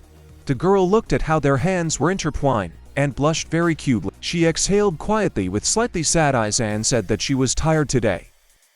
Apparently she spent too much energy on today's test. Fang Cheng crouched down to her and offered to carry her, smiling broadly at her. The girl laughed and said that she wouldn't mind. She pushed off the ground and jumped onto Fang Chen's shoulders. She said it was quite funny. Fang Cheng almost lost his balance from surprise, but was able to stay on his feet. He looked up and said that what he meant was that he could carry her on his back instead of on his shoulders. She giggled and winked at him, asking what difference it made since he was still carrying it. Besides, he always rolled her like this when they were little. People turned around and surprised at them on the street, but they didn't care. Fang Cheng took her hands while he carried her on his shoulders. He said that this really happened often in childhood. Fang Chen closed his eyes, relaxed and chuckled. It was so many years ago. Then little Long Yu also rode on the shoulders of the same little Fang Cheng. She enthusiastically said that it was amazing. Suddenly, a banana peel appeared under the boy's feet, causing him to slip and fall to the ground along with Long Yu. The banana peel then fell directly on his head. The girl cried bitterly, sitting on the ground because she was in pain. Fang Cheng noticed this and then took out some chocolate from his bag. He asked Long Yu not to cry and said that he had a chocolate in his bag, and if she promised not to cry, then he would share it with her. They were both grimy from the fall, staining their faces and clothes. Wang Wo promised him that she wouldn't cry and then smiled at him. Fang Chen smiled back at her and gently patted her head, saying that she was so cute. Fang Cheng was lost in his memories and thought that he did not even notice how Long Yu managed to grow into a beautiful girl. The smile never left his face. The man on the street looked at them in surprise and probably thought it was strange. Fang Chen grabbed Long Yu's legs tightly and ran forward, which the girl did not expect, after which she asked him to slow down. They went to a barbecue restaurant for dinner. There were 6 empty plates on the table on the Fang Cheng side. He sat back contentedly and stroked his stomach, saying that the most delicious meat was prepared here. Wang Guo put her hands under her head and looked at him in confusion. He was completely focused on eating and didn't even say a single word to her. Two men were sitting at the next table. One of them was smoking a cigarette and asked his friend if he had seen the latest news. He said that a burnt female corpse had recently been found on a nearby street. The couple listened to them carefully. The second man responded in shock to the first that he himself had been to that place. Her course. Fang Cheng looked down thoughtfully and said that his parents were once burned by a demon. So when he hears about such cases, he begins to feel strange. The girl confidently and firmly invited him to see what happened there. Fang Cheng agreed with her, and they both got up from the table and left the restaurant. He thought that trouble had been following them all day. They approached the crime scene where a huge number of people had already gathered. The silhouette of a corpse was indeed visible on the lamppost. They came closer and saw the completely burnt body of a young woman. She was missing hair, teeth and eyeballs and had some kind of mark on her forehead. Someone from the crowd shouted out what kind of madman could do this and even tie him to a pole. Fang Cheng thought about what could have happened here and told Long Yu that perhaps the killer deliberately left a corpse on public display because he wanted to incite panic among people. Long Yu looked at the corpse in shock and said that if she was not mistaken, then the mark on the forehead of the corpse belonged to the mnemonic church. This sign looked like a triangle with an eye inside. Long Yu's eyes were wide open. She was stunned by what she saw. Fang Cheng, not understanding anything, asked what kind of demonic church it was. Fang Cheng put on a serious face and said that he had once come across demonic churches on the internet. He heard that this organization was created by the demons themselves. Long Yu said tensely that everything is correct. And moreover, this church has accounted for the lives of many innocent people. They looked at the burned corpse hanging on the pole. Long Yu said that the main part of this organization is made up of demons and, after each murder, they leave this eye pattern on the body of the victim. Fang Cheng lowered his gaze thoughtfully. His parents were also once burned by a demon in there. Charred bodies were left on the street. Everything is exactly the same as with this murdered woman. He knew this couldn't just be an accident. It seems he's finally starting to get closer to the truth. While they were standing in the crowd of onlookers, a guy with the same mark on his forehead approached from behind. He was wearing a black sweatshirt with the hood pulled over his head. In his hands, he was holding a strange black bag. The guy threw his bag in the middle of the street. Fang Cheng said something was wrong and turned around. The bag immediately began to burn. A second later it exploded right in the crowd of townspeople. Fang Cheng grabbed Lana's hand in fear and told her to be careful. All the people began to run away in panic. Some were not so lucky and were left engulfed in flames. People screamed and tried to save their lives as well as the lives of their loved ones. The fire after the explosion spread over a large area, causing more people to burn alive. Fang Cheng ran forward and fear grabbing Lana's hand, and she finally turned around anxiously and looked at the fire. People engulfed in flames screamed in pain and horror, choking on carbon monoxide and burning alive. They screamed and asked for help, shouting that they did not want to die. Their skin. Fang Cheng turned his head to the side and saw the intruder running towards a narrow street, hiding from everyone. He immediately ran after him, angrily saying that he would catch up with the culprit of this hell. Long Yu didn't have time to say anything to him, but she clearly wanted to stop him. Fang Cheng ran down the same street as the attacker. He almost caught up with him. When the culprit turned around, he did not expect the guy to be so close to him. Saying Cheng grabbed him by the shoulder, trying to stop him, and asked who sent him here. The attacker bared his teeth and frowned, turning around. His skin began to fall away from his face as his body began to become covered in flames. He gave one last nasty grin before he began to burn completely. Fang Cheng watched this spectacle and could not believe his eyes. The culprit of the terror chose to burn himself rather than get caught. Fang Cheng watched the guy's body burn to ashes, and at the same time thought about what this demonic church was. He couldn't even imagine how it was possible to force a person to sacrifice his life so as not to give out information about them. Han Yu approached Fang Cheng from behind and said that he was just a puppet and the real culprit was most likely hiding somewhere else. Fang Cheng agreed with her and suggested that they have more similar puppets. Emergency services have already arrived at the scene of the explosion and put out the fire. They helped the victims and carried out the bodies of those who could not survive the attack. The immoral guy took out his phone and with a smile began to say how many corpses there are. He said that we need to film it and post it on the internet. The same nasty guy said that these losers had no chance to survive. He chuckled and said that burned corpses smelled like barbecue. the girl who a police officer approached them and rudely told them that this was not a performance for them and ordered them to leave immediately. He asked if they had heard that criminals always return to the scene of the crime. Fang Cheng and Long Yu returned to the scene of the tragedy. They looked at the intelligence agencies and Fang Cheng said that fortunately, help arrived quite quickly. He put his hand on Long's shoulder and said that he would go to the Hunter Union tomorrow and ask the vice head of Zutai about this because he should know something about such cases. Fang Cheng asked if the girl could give him time off from class tomorrow. She looked at him incredulously, but agreed to help him. She couldn't believe that Fang Cheng really wanted to get to the bottom of the truth because it was too dangerous. It is not for nothing that the demonic church is considered one of the most powerful terrorist organizations. Hunters Union of Dongzhou City. Fang Cheng arrived at the high-rise building in the morning. He and Zutai were sparring in the training room. Fu Tai praised him and said that he was not bad for a beginner. Fang Cheng was punching his body. At this time, Fu Tai threw a left jab, which Fang Cheng ducked under, thereby avoiding the attack. Fu Tai smiled smugly and gave the guy advice, when dodging a left jab, he should be prepared for a sneaky right-hand strike. The man was just swinging it. It hit the guy right in the solar plexus, which he was completely unprepared for. The vice chief said that in war all means are good. Fang Cheng admitted his loss to Tai, drank soda and awaken, and handed the same to the guy. After which he asked why he was so disorganized today.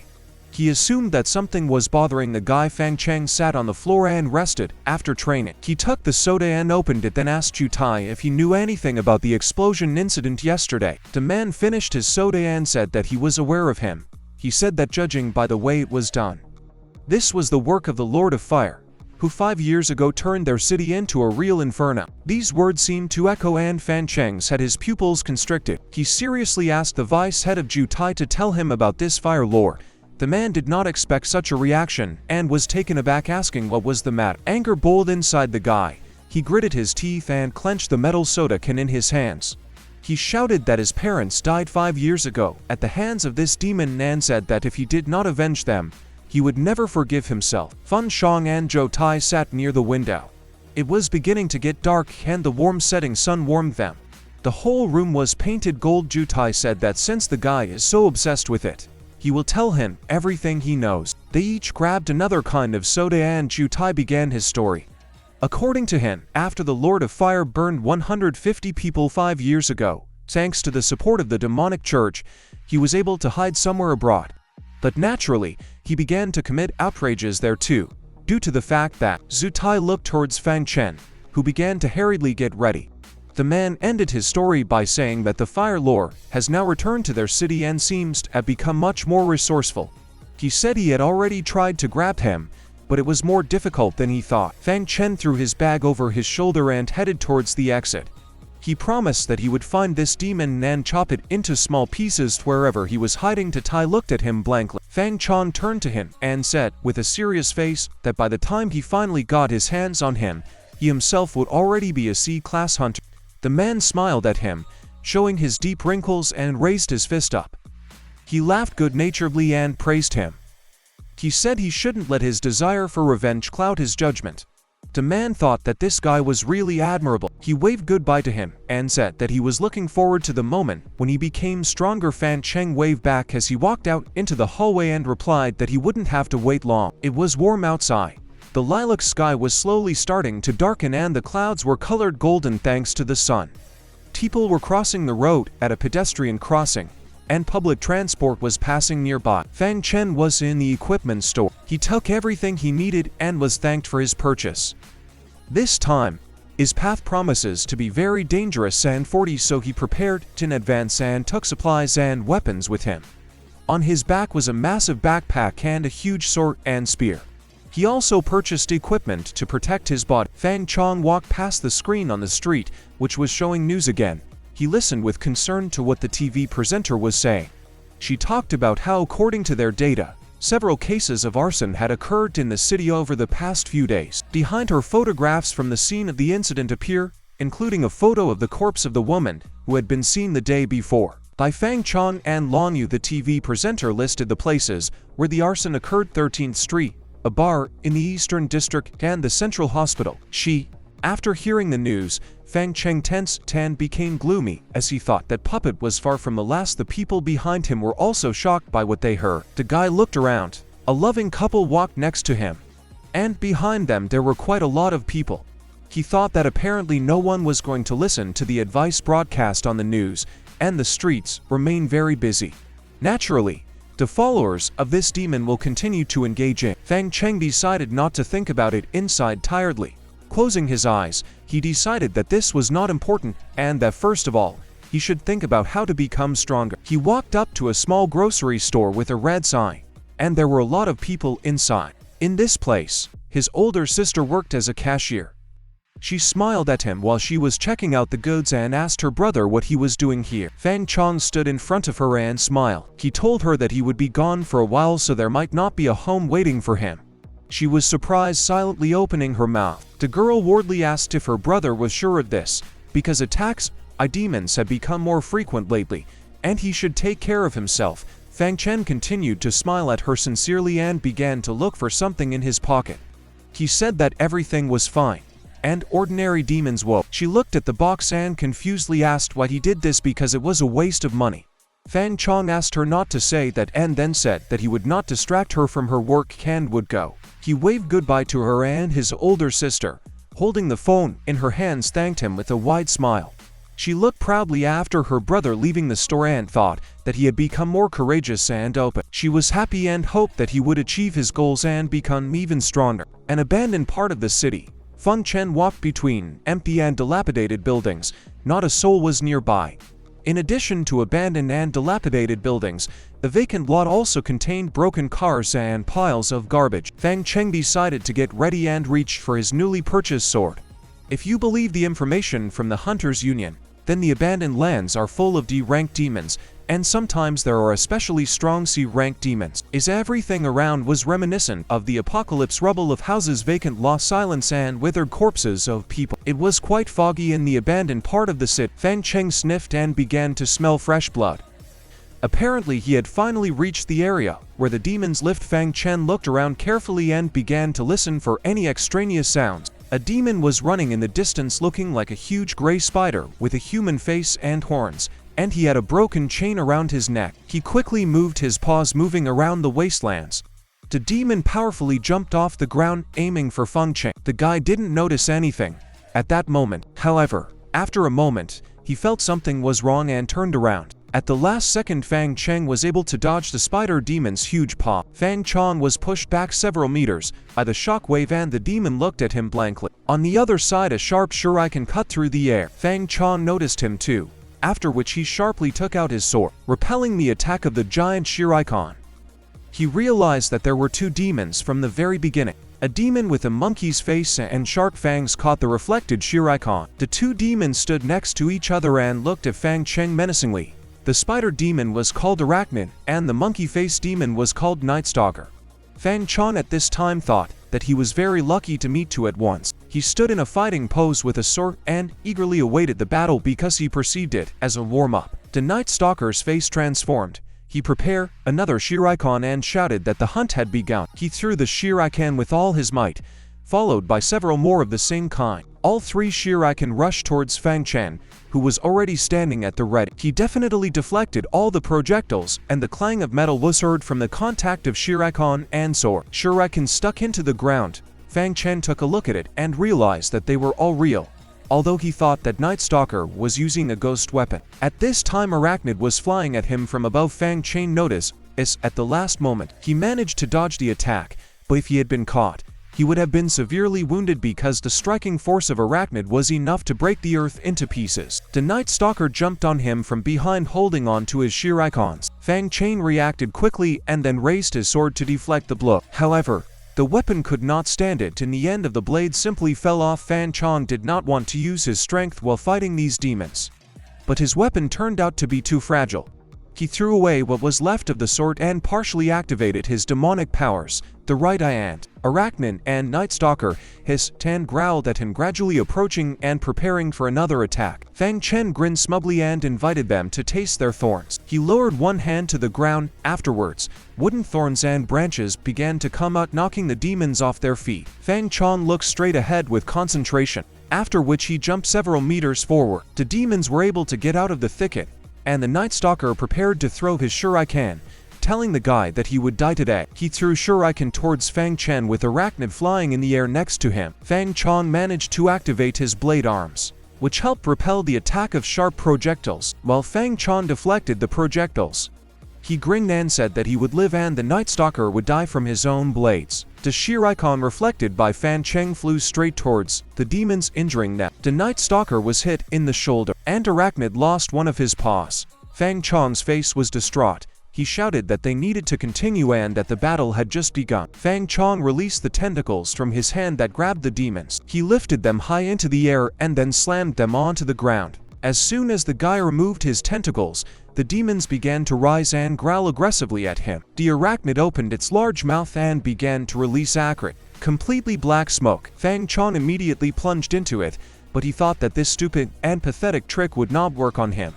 On the contrary, it gave him the opportunity to hide in this poisonous smoke and counterattack. The demons had already begun to rejoice that they had killed the guy. True, they did not see his body. In front of them, there was only a large cloud of smoke. A second later, the guy cut through the smoke with his blades and ran towards them. He inflicted 2 deep cuts on arachnid, after which his body was torn into 4 equal pieces. The Night Stalker, who saw this, had already begun to panic as Fang Cheng approached him. The demon began to run away in fear, but Fang Cheng was already taking out his spear. He began to swing it, after which he thought that during a battle the most important thing is to make sure that you kill the enemy. Fang Cheng threw a spear at the demon and appears right through his chest. The Night Stalker fell to the ground dying. Several system windows appeared. You killed the Night Stalker demon and received his throwing ability, killed the arachnid demon and gained its black mist and increased body agility abilities. Fang Cheng looked at the corpses of the defeated demons. He grinned and clenched his hand into a fist in front of him. He could not even imagine that in this way, he could not only gain skills, but also increase his characteristics. He could already feel the changes in his body. Someone in the fog laughed loudly, after which a mysterious voice said that those who are looking for a quick way out rarely think about the possible consequences for silhouettes were visible in the fog. An unknown voice made Fang Cheng tense up. 4 men wearing black hoodies with guns emerged from the fog. They looked menacing. The guy with the axe said that if they understood everything correctly, then Fang Cheng is the same demon king that was talked about so much on the news. The guy with the saber in his hand ordered Fang Cheng to give. Fang Cheng was still half fiendian form. He didn't think that he would be revealed so easily.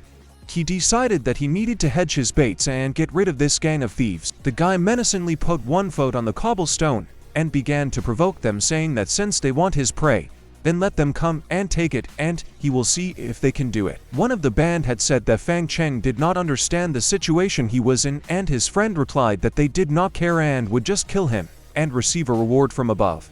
They lined up opposite the guy preparing to attack him. The roar of an engine was heard, and from the fog, someone's voice said that he could smell it. Everyone on the battlefield turned towards the nose. A gray demon with the face of a bull and huge horns on a red motorcycle was approaching them. In his left hand he had a huge sword with a red eye on the hilt, which he moved along the ground, causing a dull sound of metal hitting stone. The demon had a gray chain around his neck and the bandage on high. The demon jumped on his motorcycle into the air, raising his sword into the air. The bandits, confused, began to ask where this demon came from and prepared to flee from the scene of the upcoming battle. They were in a panic and were not ready to fight him. They never got around to doing this. The demon cut the guys into pieces with a few swings of his sword.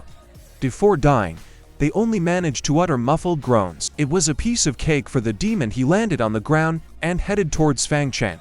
He stood directly opposite. Uncertainty and to some extent fear were visible on his face. The demon stopped his motorcycle in front of the guy, lowered his sword, and began to click displeasedly. He said it was just terrible. Fang Cheng looked at him intensely.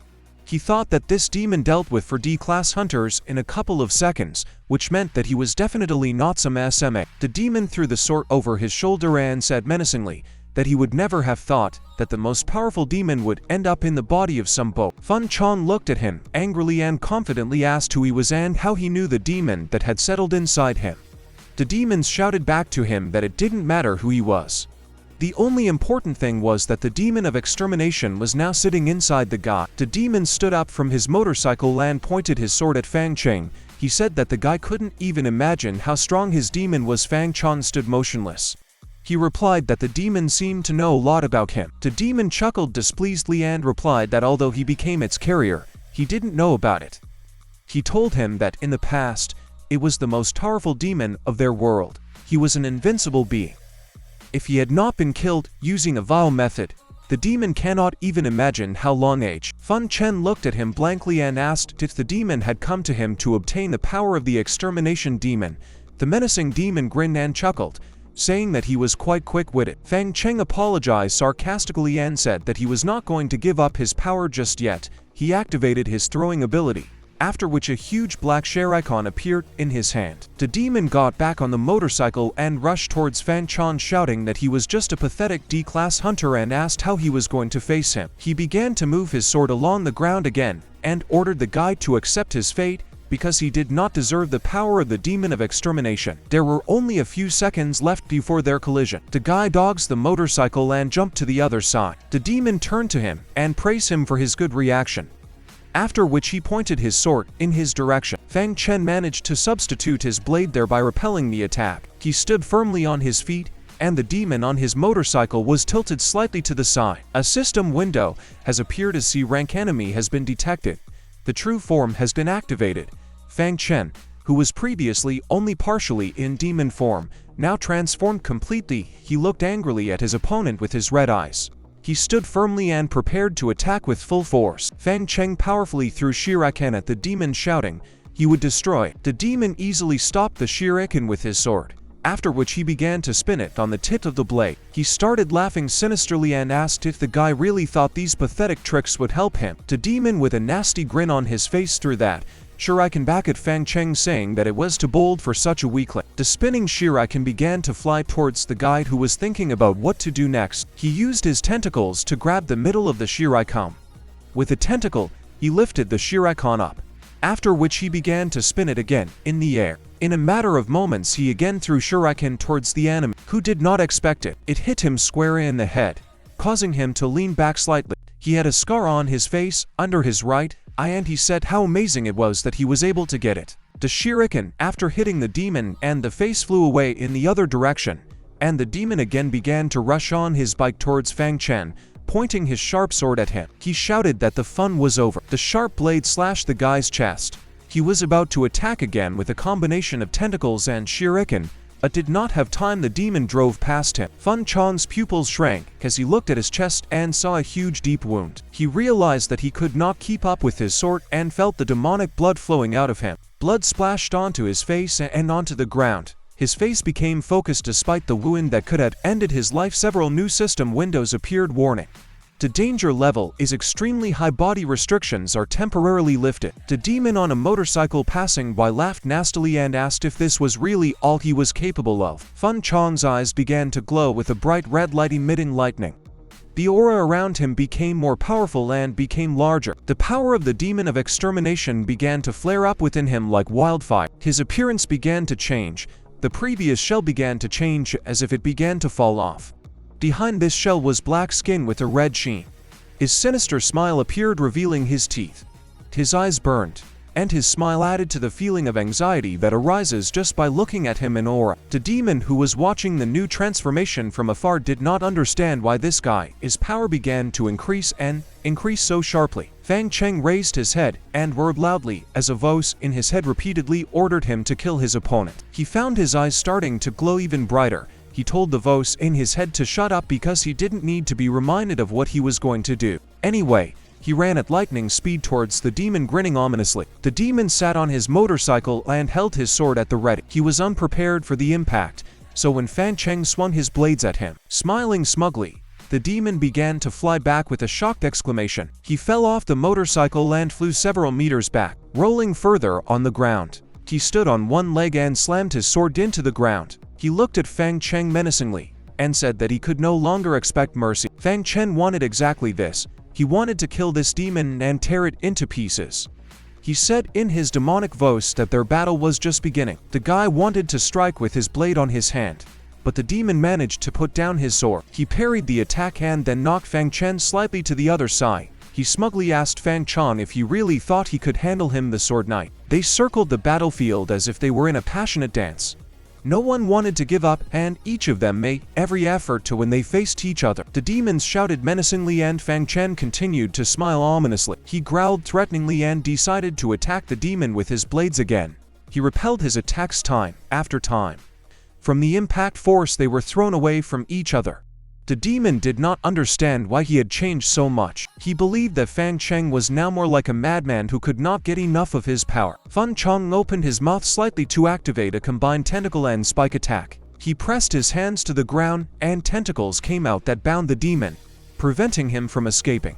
Along with the tentacles, the demon's body was pierced by sharp wooden spikes. He tried to get out of the trap, trying to pull out his sword in order to cut the tentacles. He called Fang Cheng a scoundrel, to which he replied that he was just a piece of meat on a cutting board, and he had no right to complain about anything.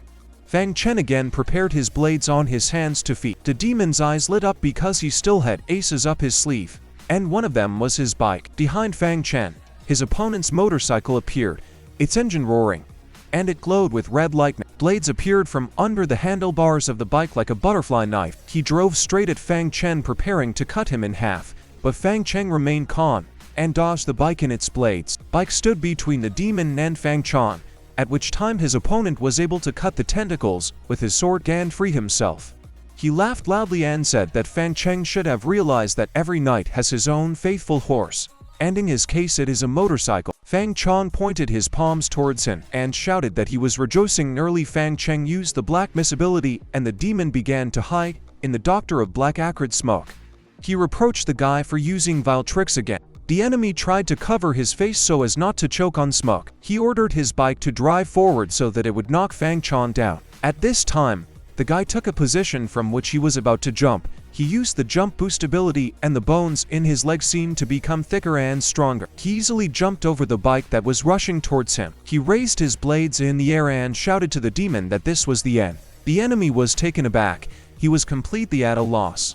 You could see in the reflection of his eyes how fast Fang Cheng was approaching him. With one swing of his blades, he inflicted two deep cuts on the demon, leaving him behind. The already weakened enemy looked at him and said that the guy was ready to resort to any methods to win. He fell to his knees and blood from his wounds immediately began to splash in all directions. After that he fell exhausted on his stomach, dropping his sword. Fang Cheng, who was standing with his back to him at that time, grinned and showed his sharp fangs. The demon tried to reach out his hand to the sword, which lay a couple of centimeters from him, but he didn't even have the strength to even do that. He smiled sadly and asked himself if this was called disappointment. He was near death, and with a dully said that being cut down by an enemy was the greatest shame for him, a knight of the sword. He asked Fang Cheng to finish him off already. The guy approached him and menacingly said that if he wants a quick and painless death, then let him tell him about the Lord of Fire. This made the dying demon wonder. He looked up at him and asked again. Fang Cheng, looking down at the demon, said that recently, the Fire Lord's puppets had begun to become active in the city. He asked if the demon knew about this. He replied that of course, he knew about it. The demon closed his eyes and said that the Fire Lord is a demon who was raised by the demonic church, and even though they are both C-rank demons, the difference between their powers is simply enormous. Fang Cheng looked at him questioningly and asked if the powers of C-rank demons could be different. The demon answered him positively and said that even among C-rank, there is a hierarchy, and according to this hierarchy, the Fire Lord is a mid-level demon, and against Fang Cheng, it is only a low-level one. The hierarchy consisted of 3 levels: low, medium, and high. He added that defeating them. Fang Cheng smiled ominously and asked if it was harder than getting out of hell.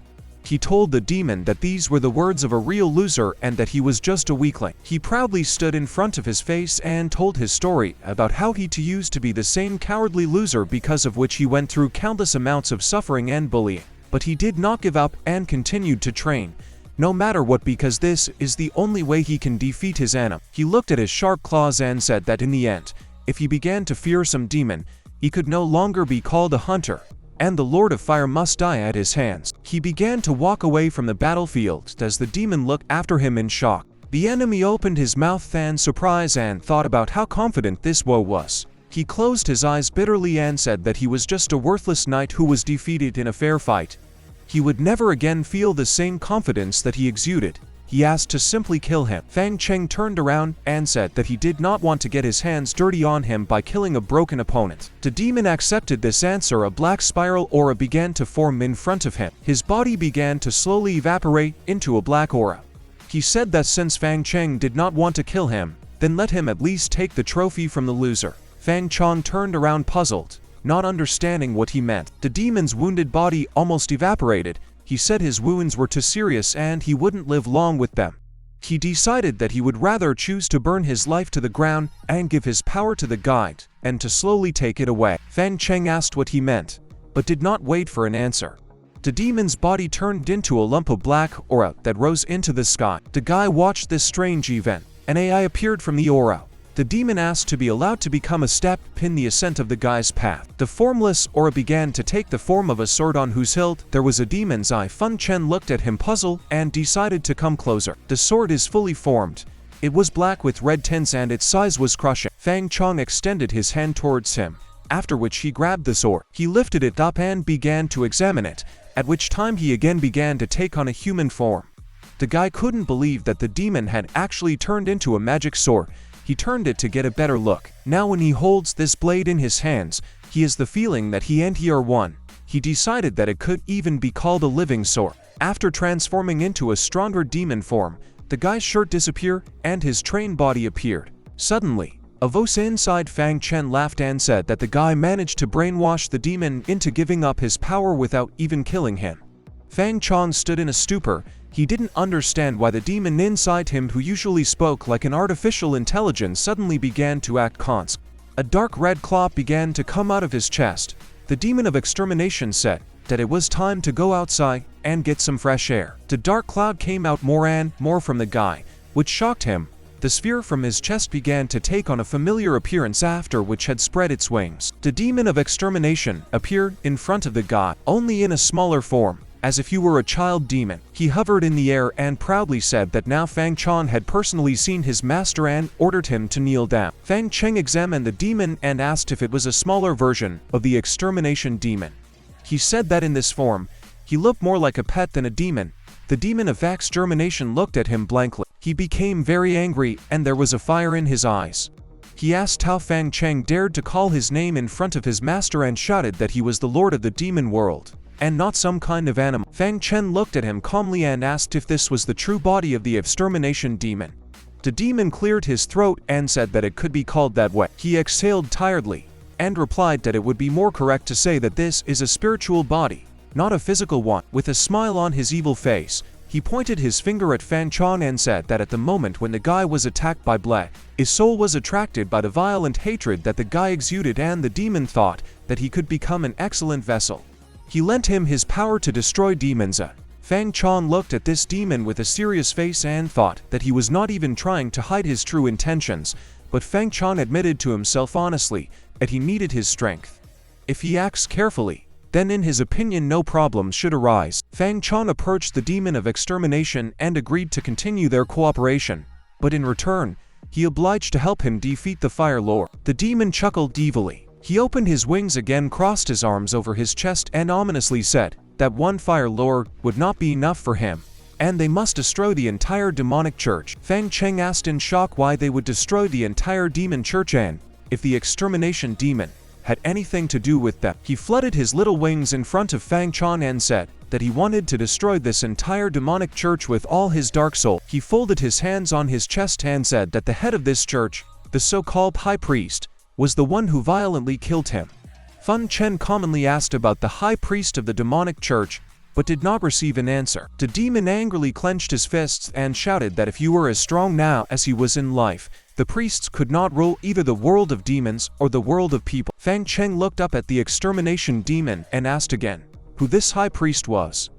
He said that little is known about the head of the demonic church, but everyone knows about the church itself now. The demon closed his eyes and said detachably that Fang Cheng only needs to know about him that he is the initiator of many conspiracies. Fang Cheng didn't know what to answer, so he remained silent. The demon of extermination smiled and crossed his arms over his chest again. He suggested that we first talk about the guy's condition.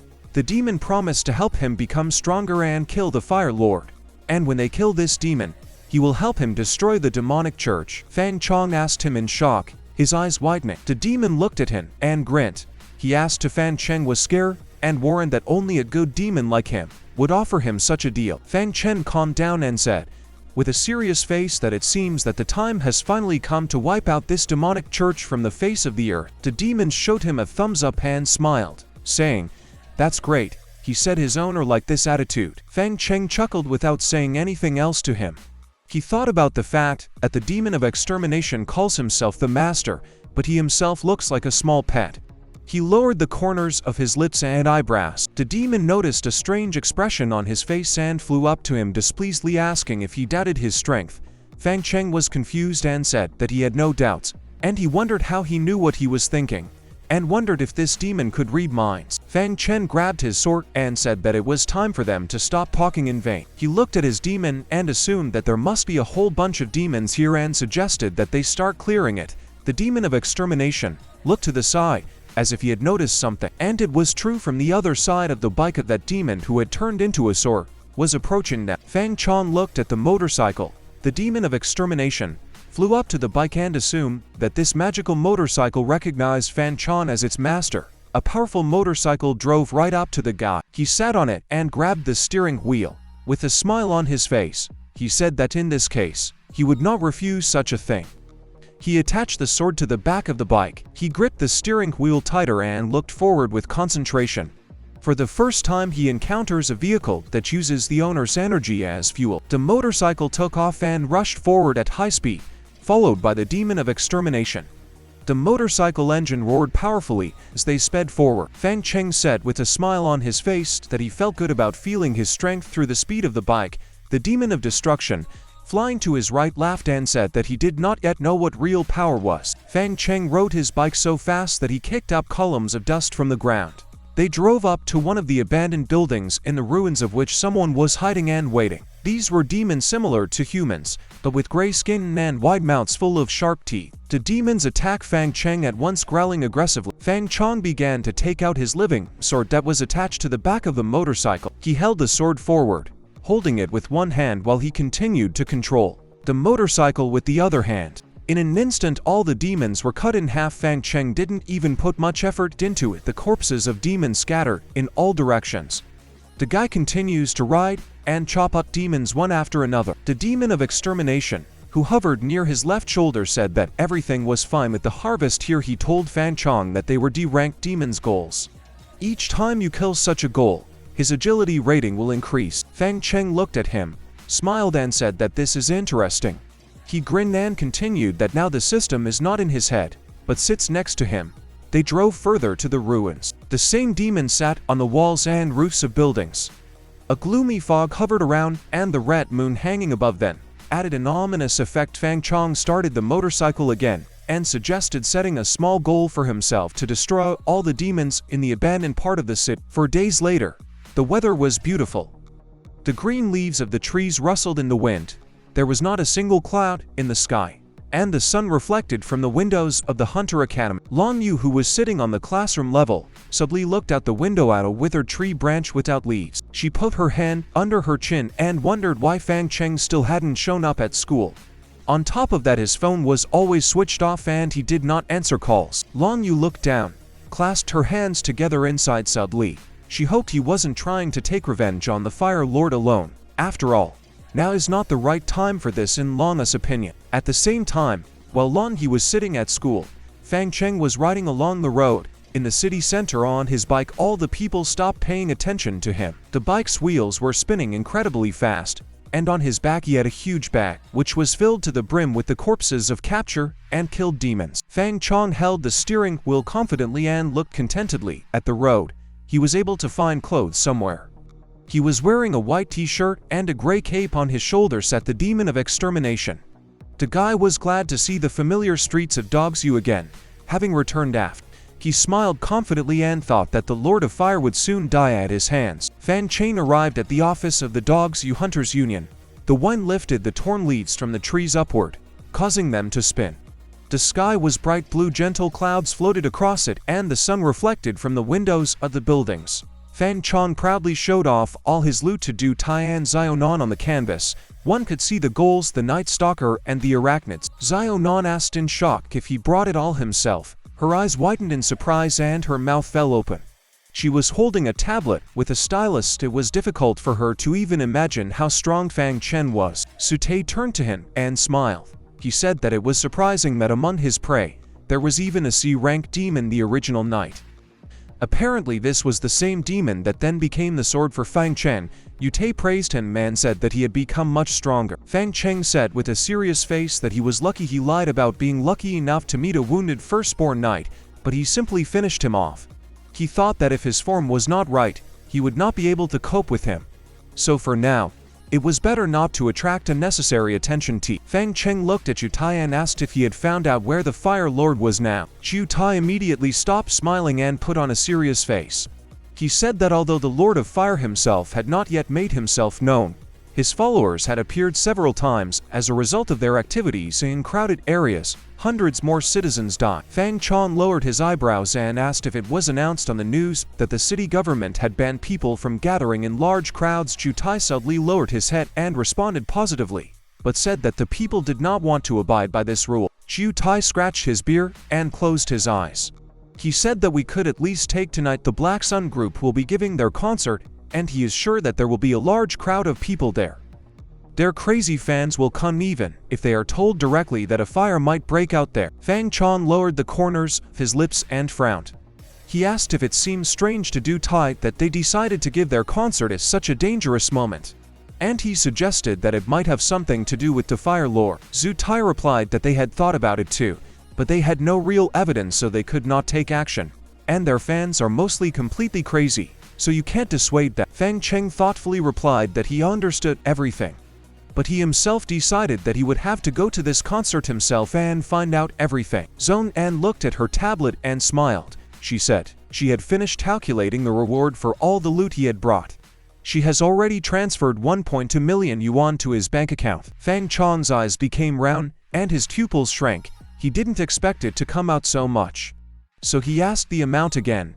Zhong An answered him that she had calculated everything correctly, because for just one original knight of C rank, there was a reward of 1 million yuan. Fang Cheng grinned contentedly because he didn't think there would be so many. He decided that he would continue to focus more on classy demons since they fetched a ton of money.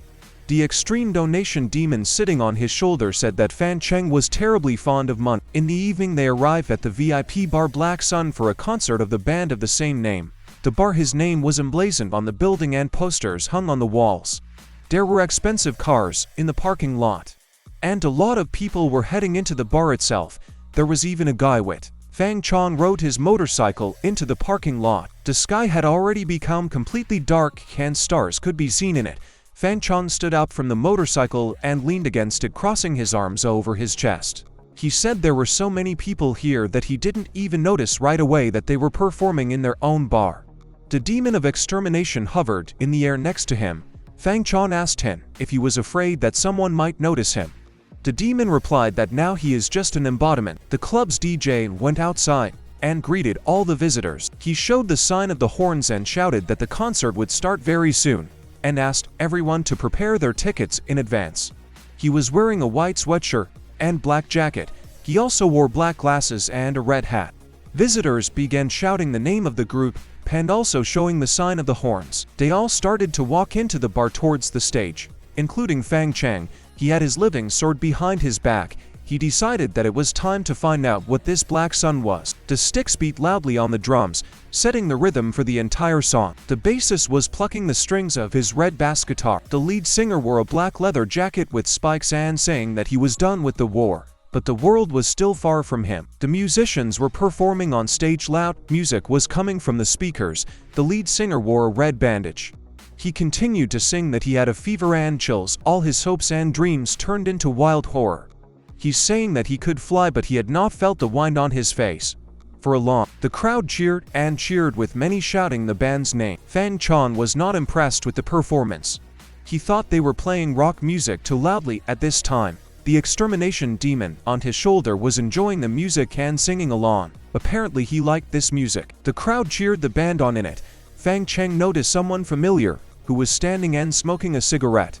He realized that it was Newland's deputy. Looks like he's also investigating arson cases. Dolan looked at the stage and motionlessly and smoked a cigarette with his hands in his pocket. The soloist closed his eyes and gave his all to the performance. He's saying that he eats in sorrow and laughs through pain, that he will have no peace either in life or after death. The guitarist played a cool guitar riff and the lead singer put his foot on the speaker and began encouraging the audience to be nosier. They immediately began to scream loudly, raising their fists in the air and shouting the name of the group. The soloist immediately made an eerie expression on his face and extended his hand into the audience. He invited them all to devote their lives to the great flame together. These words made Dulan and Fang Cheng tense and weary. The band's fans immediately began shouting that they would follow the black sun and give their lives to the great flame. It was as if a fire began to flare up in their eyes. The soloist immediately became inspired and began to smile terribly. He shouted that the madness of the great flame was about to begin. A huge red eye appeared on the ceiling from which flames and smoke emanated. The extermination demon folded his arms and said that it was like a demon sacrifice spell. Fang Cheng said seriously that he knew something like this would start here. The crowd continued to cheer and rejoice as the eye looked down on them from the ceiling. The rockers' instruments also caught fire, including the lead singer's microphone and the drummer's sticks. They raised them up and turned to the magnanimous Lord of Fire, greeting him on behalf of all the mortals present here. Some visitors realized that something strange and wrong was going on here, after which they began to run away in panic. Fang Cheng continued to stand in the crowd and watch what was happening with the extermination demon. Fang Cheng turned his head, and among the fleeing crowd, he saw Dulan, who was not even in a hurry to leave. He wondered if he wanted to capture the Fire Lord. Dulan stood silently, showing no emotion, and continued to smoke his cigarette. Fang Cheng looked back at the crowd and decided to merge with them to find some quiet and secluded place where he could merge with the demon and take on his fighting form. The red eye on the ceiling began to attract people to it, burning them. He said, the smell of burning flesh was wonderful. The rockers' hair on their heads burned off, their pupils and irises disappeared, and as a result, only the whites of their eyeballs remained. Their heads were on fire and on their foreheads was the sign of the demonic church.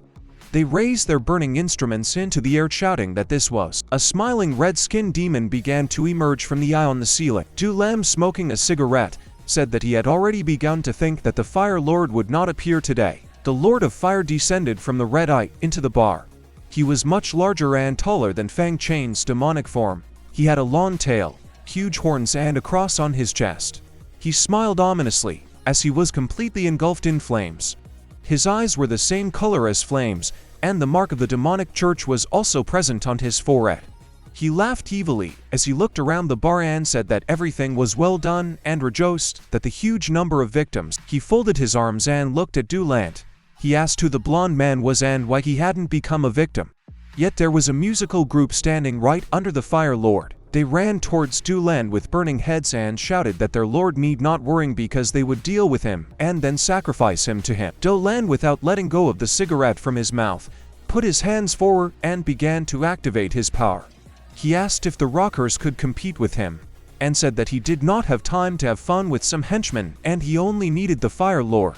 His own hands were engulfed in a blue, and then two huge bone hands appeared right in front of the rockers' faces, reaching towards them. Bone hands threw the rockers in different directions, preventing them from injuring their owner. Despite this, the Fire Lord's minions still surrounded Dulan.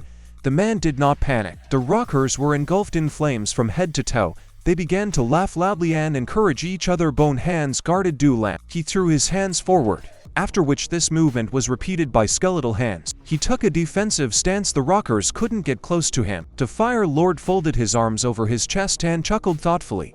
He thought that this blonde man was capable of something. The demon guessed that he must be one of those called the Night Watch. Fang Cheng in his improved demonic form was already flying at the Fire Lord from behind. He was going to attack the main enemy with his blades. The Fire Lord turned around and looked at him in surprise. He immediately created a wall of fire, but Fang Cheng was able to overcome it. He simply cut the fire shield with his blades, after which the Fire Lord's defenses fell. The demon noticed and surprised that a demon would also attack him. The Fire Lord prepared to swing his fist and said that since he attacked him, it means he is ready to accept his death. He released a huge pillar of flame from his fist, but Fang Cheng was able to dodge it. The flames destroyed the floor of the bar. Fang Cheng was thrown a little to the side, but he was able to stay on his feet. He gritted his teeth and found, after which he thought that the Fire Lord was strong, and it was not for nothing that he was assigned the average level of C class. The Fire Lord flew up to him and looked down at him. He showed his grin and burning eyes, after which he said that he smelled of the demon of extermination. Fang Cheng shouted that it was time for him to stop talking and it was time to just die. He began to run towards him, blades red. The Fire Lord was waiting for this. They pressed their foreheads together and both looked at each other with sinister smiles. Fang Cheng's opponent said that his hands are covered with special lava, which is much harder than metal. The guy told him that in that case, he would cut them off for him. The Fire Lord hit Fang Cheng, but he was able to block the blow. At this time, Dulan continued to deal with the demon's henchmen. He hit them with his magical bone hands. At some point, the man turned around and was surprised by the battle between Fang Cheng and the Fire Lord.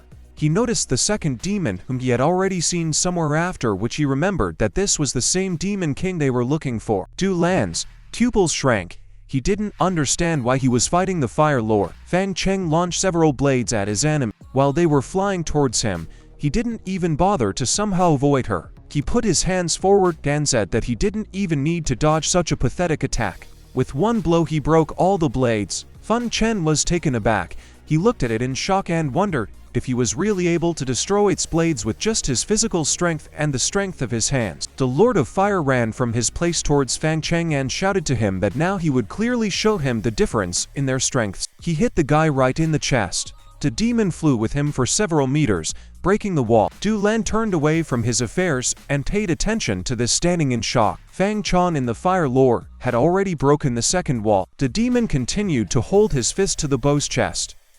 They were already on the street when Fang Cheng was thrown into a parked car. As he began to rise to his feet, he felt as if the Fire Lord had an infinite amount of power. The demon grinned and again began to prepare for another attack. He mockingly asked if this was all he was capable of, and said that this was a disgrace for a demon. He hit the car with his fist, because at the last moment, Fang Cheng managed to dodge the attack. The car was completely smashed to pieces. The Fire Lord looked towards Fang Cheng, who was a few meters away from him. The demon decided to pick up the car to throw it at Fang Cheng, and told him that he could not run away from him forever. The wrecked car flew towards the guy. He decided to activate his tentacles and release them from his hands, which then caught the flying car. He changed the direction, his attack pointing the machine at the Fire Lord. She hit him in the face but couldn't knock him down. The demon growled and coughed up blood. He didn't think the guy would be able to direct his own attack against him. They stood opposite each other, engulfed in their auras. Fang Cheng took out his sword and angrily asked if he remembered the tragedy. He calls them the dangerous city market 5 years ago. The Fire Lord grinned at him. In response, he said it was the same as making him remember what he ate 5 years ago. His entire body was engulfed in fierce flames. These words made Fang Cheng really angry. He grabbed his sword as hard as he could. He jumped high into the air and swung his sword, shouting that he would make the Fire Lord pay for this and blood. The demon in turn took out his fiery spear. Fang Cheng attacked him, but the Lord of Fire managed to substitute his burning weapon. They fought for some time, but Fang Cheng was unable to break his defense. Then the Lord of Fire said that his sword was driven only by hatred. There was no strength in it, and even a child would swing it more skillfully. Fang Cheng swung his sword again, and ordered the demon to shut his filthy mouth. Suddenly, the Lord of Fire pierced him with his spear. He called him a fool and said that hatred only dulls his spirit, and it has so exhausted his will that it will not be difficult to break it. Fang Cheng's eyes opened wide. He laid out a muffled groan. The Fire Lord pulled his spear from the guy's body, after which the exhausted guy fell on his back. The demon extended his hand in his direction and laughed smugly. He asked if that was really all he could do, and said that he didn't even have time to have fun. Fang Cheng's eyes began to close and blood sprayed from his chest. He thought that it would all end like this. Fang Cheng's demonic form disappeared, and he was back in human form. The extermination demon flew up to him and said that he looked really bad. He asked how they even managed to call him the Demon King. Fang Cheng's face was bruised and he could barely speak. He asked the demon of extermination if he had come to mock him. The demon flew up to him and said that if he wants to destroy his opponent, then he must show him his determination. And if he lacks strength, then let him use more energy. He asked to remember why he started fighting in the first place. Fang Cheng looked at him in surprise. He looked up and began to think. The guy looked at the demon of extermination again and told him that he started fighting to get more money and provide a good life for his older sister. He clenched his hand into a fist and added that he wanted to destroy the Fire Lord to avenge him for his parents. The extermination demon asked if it was true that he had never fought for himself. He grinned evilly and said that the demon of extermination's power was that it loves to fight and crush its enemies. These words made Fang Cheng surprised, as if he had come to some new thought. The demon of extermination ordered him to stand up and continue the fight, finding his killer instinct. The demon of extermination turned into a black aura, after which it began to inhabit the body of the shocked Fang Cheng. He absorbed more and more of the extermination demon's power, beginning to glow red. He asked him what he was doing. At this time, the Fire Lord approached him with his spear in his hand. He saw this powerful black and red aura. The demon looked around, not understanding what was happening. He asked why this aura was getting stronger and stronger. Fang Cheng's scarlet eye began to glow brightly in the darkness. He changed his appearance again, becoming even stronger. He became much larger. His skin became purple. The horns on his head became wider and his fangs became even larger and sharper. Fang Cheng shouted that he would kill the Fire Lord. The main character, shrouded in red energy, let out a loud scream as he stood up straight. The Fire Lord wondered why this guy became stronger despite receiving a mortal wound. He thought the longer he fights, the more wounds he receives, the stronger he becomes.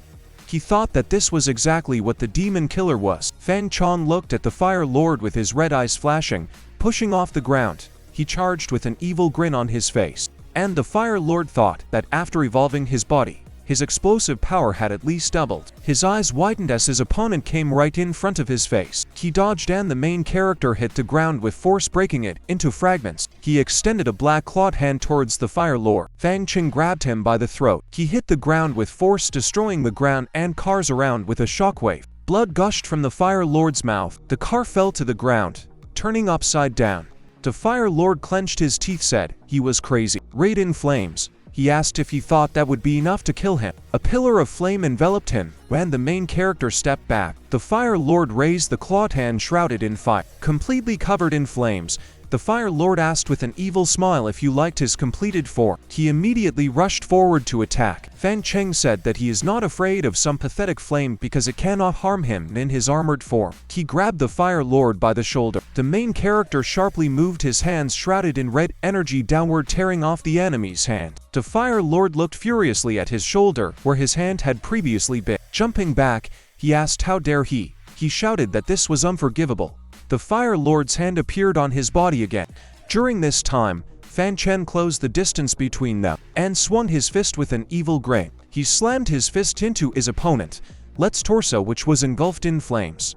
The Fire Lord slammed his fist back and shouted that one of them would definitely die today. They moved quickly along the ground, exchanging blows and scattering abandoned cars. A stream of flame from the hand of the Fire Lord headed towards the main character. Fang Cheng charged, thrusting his fists forward as the flames around it dissipated. The Fire Lord, gritting his teeth, wondered how this was possible.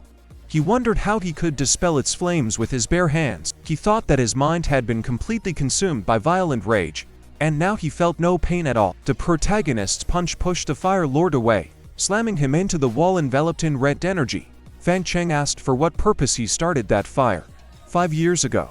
The Fire Lord, crouching to the ground, said that he was carrying out the orders of the High Priest, and he was just the executioner of the demonic sect acting on his orders. The main character, sword in hand, asked about the High Priests of the demonic sect. The Lord of Fire said that it was all his fault. He asked, why not just let him go? Because it was not his fault. Fang Cheng angrily told him not to make him laugh. He shouted and asked how he could explain this to his dead parents, and whether it was he who burned a whole crowd of innocent people. He shouted that he had no right to even try to say anything about innocence. The main character swung his black sword. The Fire Lord tried to stop him and say something. Fang Cheng cut his fiery body in half and told him if he had anything to say, go to hell and say it to those who die because of him. The Fire Lord fell to the ground in front of him. He thought that as long as his flame continued to burn, he would be able to restore his body and resurrect at any time. The flame flew past the main character behind his back. Someone shouted that the weeds needed to be pulled out by the roots. A red motorcycle was riding along the ground. Its wheels were covered in spikes. Pressing the fiery body of the Fire Lord with its wheels, the motorcycle stopped. The Fire Lord scattered under the wheels of the motorcycle, screamed in pain. Dispersing into the air, He said that he was just a pawn of the demonic church, and if he killed him, the high priests would not leave it like that. He said that he would find and destroy. Swinging his sword, Fang Cheng said that he didn't care and was going to end this church. Anyway, a swing of the sword dispelled the last remnants of the Fire Lord's flames. The main character, shrouded in a red aura, stood with a sword in his hand. He thought it was a good catch, and after killing the Fire Lord, he gained the skill of flame power. Fang Cheng took the handles of the motorcycle. Having mounted the motorcycle, he put the sword behind his back and thought with a grin that it was time to leave here, because if Dulan clings to him, then he will have problems. The main character rode off on a motorcycle, kicking up dust in the air. Dulan fought people with flaming heads by slamming them into the floor, ceiling and walls with his huge bony hands. The guys hit the ground with force. Dulan Kirsten thought that because of those puppets, he couldn't follow the fight of those two demons. Leaving the bar, he jumped over overturned cars. Looking at the battlefield, Dulan said it looks like he was a little late. Rain fell from the dark sky into the dark alley. The main character was riding down the alley on a motorcycle. Suddenly he fell off the motorcycle to the ground. He clenched his teeth and began to gradually return from his demonic form to his human one. Leaning his back on something, he said that now he could breathe out. Right energy dissipated around him. The extermination demon asked the protagonist if he was sure that he wanted to fight the high priest. He said it would be very difficult. Fang Cheng said that he was responsible for the death of his parents and he would not rest until he killed him with his own hands. The demon of extermination punched him in the chest, laughed and said that he had willpower. He said that it would help him become stronger. The main character, exclaiming in pain, asked if he was trying to kill him. 40 minutes later, there was a fire truck not far from the bar. The masked and hooded man said that this Fire Lord died. After all, another man wearing the same clothes said that recklessness is destructive. Taking off the mask from his face, the guy said that this should have been left to him from the very beginning, and he himself would deal with the ritual and dog show. He had slightly long black hair, yellow eyes with black whites, and he said with a grin to tell it to the high priest. Pushing off from the ground, the guy said that he definitely wouldn't screw it up. 3 black spheres appeared in his hand as he hung in the air above the 3 people, and he said that after all, he was the one chosen to inherit the power of the shadow demon. Men in blue uniforms were rushing around saying that it seemed like that was where the demons were. 3 black spears pierced the ground where their shadows were. Upon landing, the guy said shadow of death. He said they were unlucky to catch his eye. Blood gushed from the men's backs. The next morning, opening the door, Fang Cheng smiled and told his elder sister that he had returned. She exclaimed, turning around sharply. His older sister said he was finally back. She said she started to worrying because he didn't answer his calls for a long time. The main character, apologizing, said that he had been too busy hunting demons lately, but everything went well and he even had enough to buy a gift for her. She asked about the gift. Fang Cheng said with a smile that he bought that store and now it belongs to her. Handing her the keys, he told her to try hard because she was now the manager of her store. His older sister's eyes widened in amazement. With her hands on her hips, she cocked her head to the side and asked about how expensive it must have been.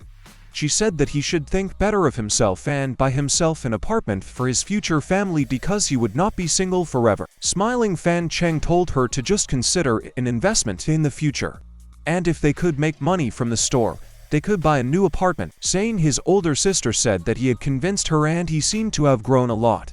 She said that she, as his older sister, was very happy to see him like this. Putting the envelope on the table, she said that he had received a letter from the Hunters Union, and it had his name on it, so she did not open it. Having opened the envelope, the main character exclaimed that he had been given an official hunter's license. His older sister said that he is now considered a real hunter, which is great. The main character thought that this was ironic, because tomorrow was the hunter's exam at his academy, and with this license, he had nothing to fear. The location of the exam is at the Hunter Academy. A man in a business suit with a scar on his face greeted everyone and said that they were examiners from the Hunters Union, and today they would be responsible for their exam. He said that if they could pass this exam, they would receive a hunter's license. The guys exclaimed enthusiastically, and the man wished everyone good luck. The guy with the shaved head said, with a grin, that Fang Cheng never showed up, and he won't get a license. Shent Niwo said, with a grin, that he probably realized that he would not be able to show anything in the exam, and became sad. He said that, however, even if he had come, nothing would have worked. Smirking gloomily, Gentiana, you thought that last time he was caught off guard and that's why he won.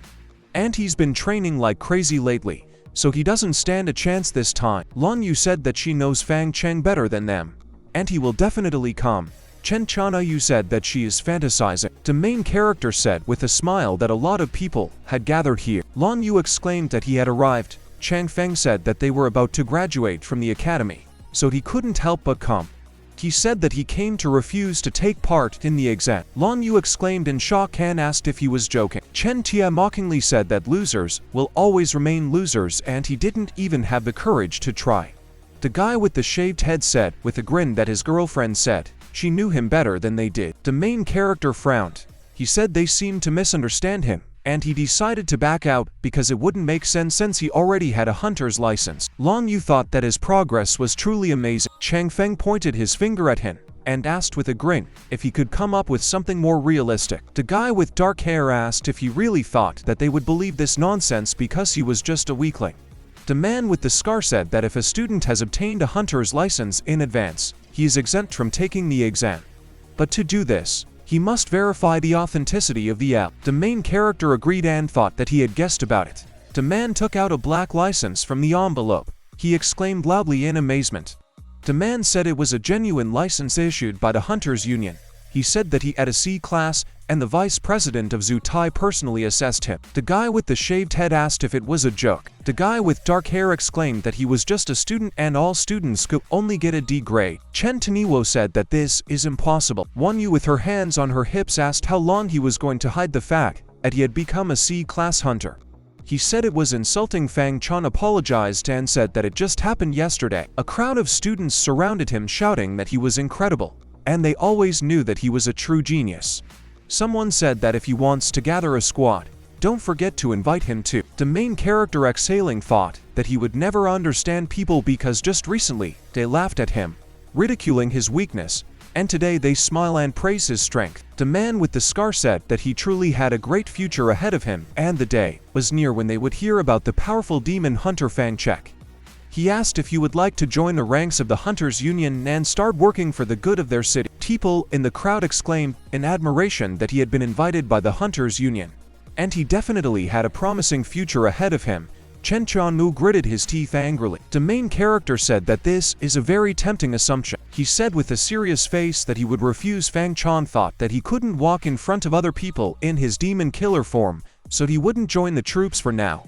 The man with the scar said that he did not think that anyone in his memory would refuse such a generous offer from the Hunters Union. Lan Yu thought with a smile that he must have his own reasons for refusing, and she didn't think that any of them were able to understand him. The scarred man told his colleague that the Dogs U Hunters Union issued him a C-class hunter license straight away, and the president of Zutai must really appreciate him. He suggested not to pester him about the proposal.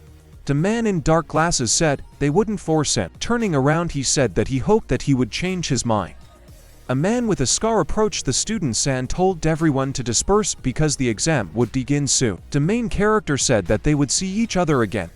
He thought that interacting with people bores him, and even with demons, it is not so boring. Lan Yu told him that she was also not going to fall behind, so she would definitely pass this exam, and this time she would show her best. They touched fists, and Fang Cheng said that he was confident that she could handle it, and he would be rooting for her.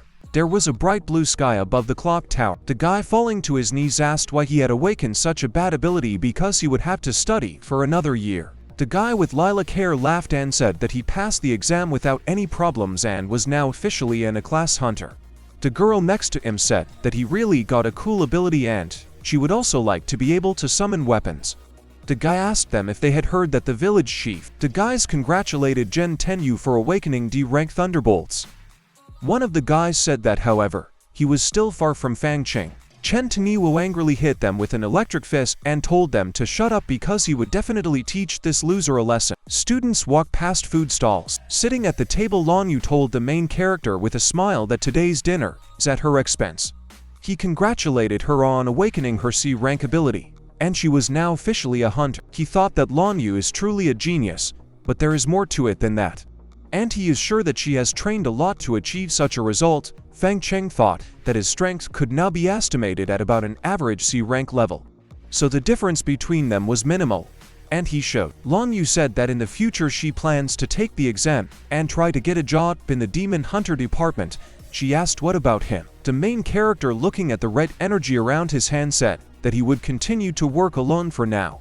The extermination demon laughed and told him that his wife was planning to join the Demon Slayer division. He said she might even come for his head in the future. The main character waved his hand and drove him away. Long Yu asked what happened.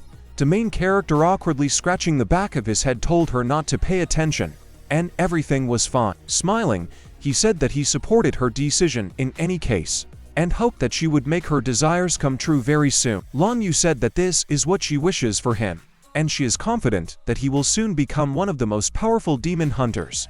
She thought that now that they had graduated from the academy, she and Fang Cheng would meet even less often. The news anchor reported that there was an invasion of shadows in the southern part of the city.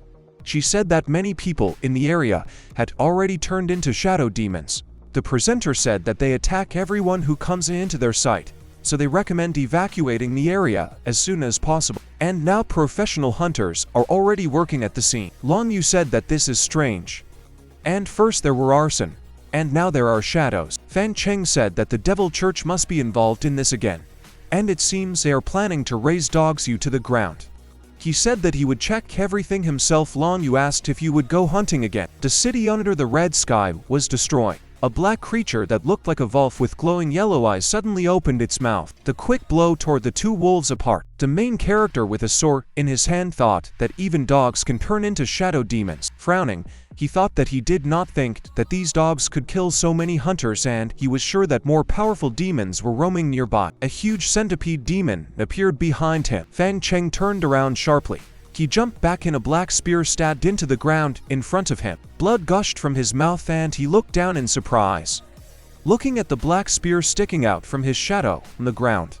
The main character thought that he was attacking his shadow and his body was injured. A huge centipede stood on the ground in front of him. The creature charged, and Fang Cheng jumped to the side. The demon of extermination asked him with a grin when he became such a weakling because he almost died from the first blow. Fang Cheng, sliding backwards on the ground, said that the attacks of the shadow monsters have some kind of poisonous effect, but fortunately, he has the self-healing ability, so there should be no problem. Behind him stood many shadow demons armed with swords, chains, or road signs. The main character thought in amazement that they managed to surround him. He turned around and looked at the shadow demons who wanted to kill him. Fang Cheng's hand took on a demonic form, and he thought that now is not the time for pity, and these people have already turned into demons, so they need to be destroyed.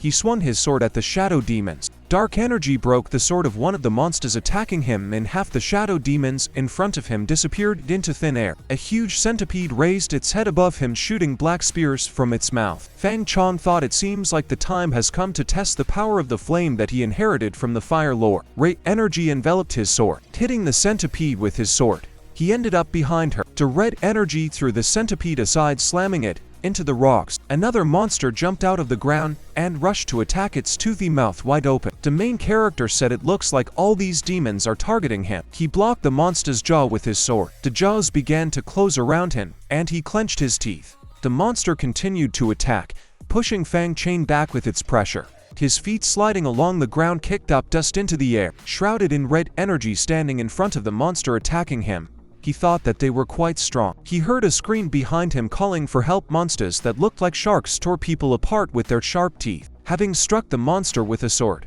the main character exclaimed that there are now sharks here too. He asked what was going on here. Monsters that looked like sharks surrounded him.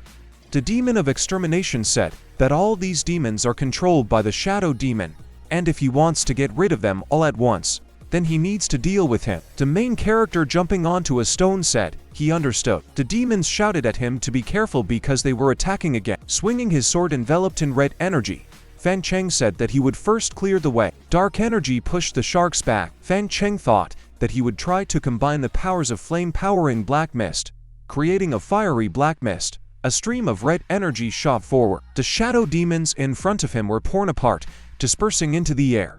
Exhaling, the main character said it looks like they are finished.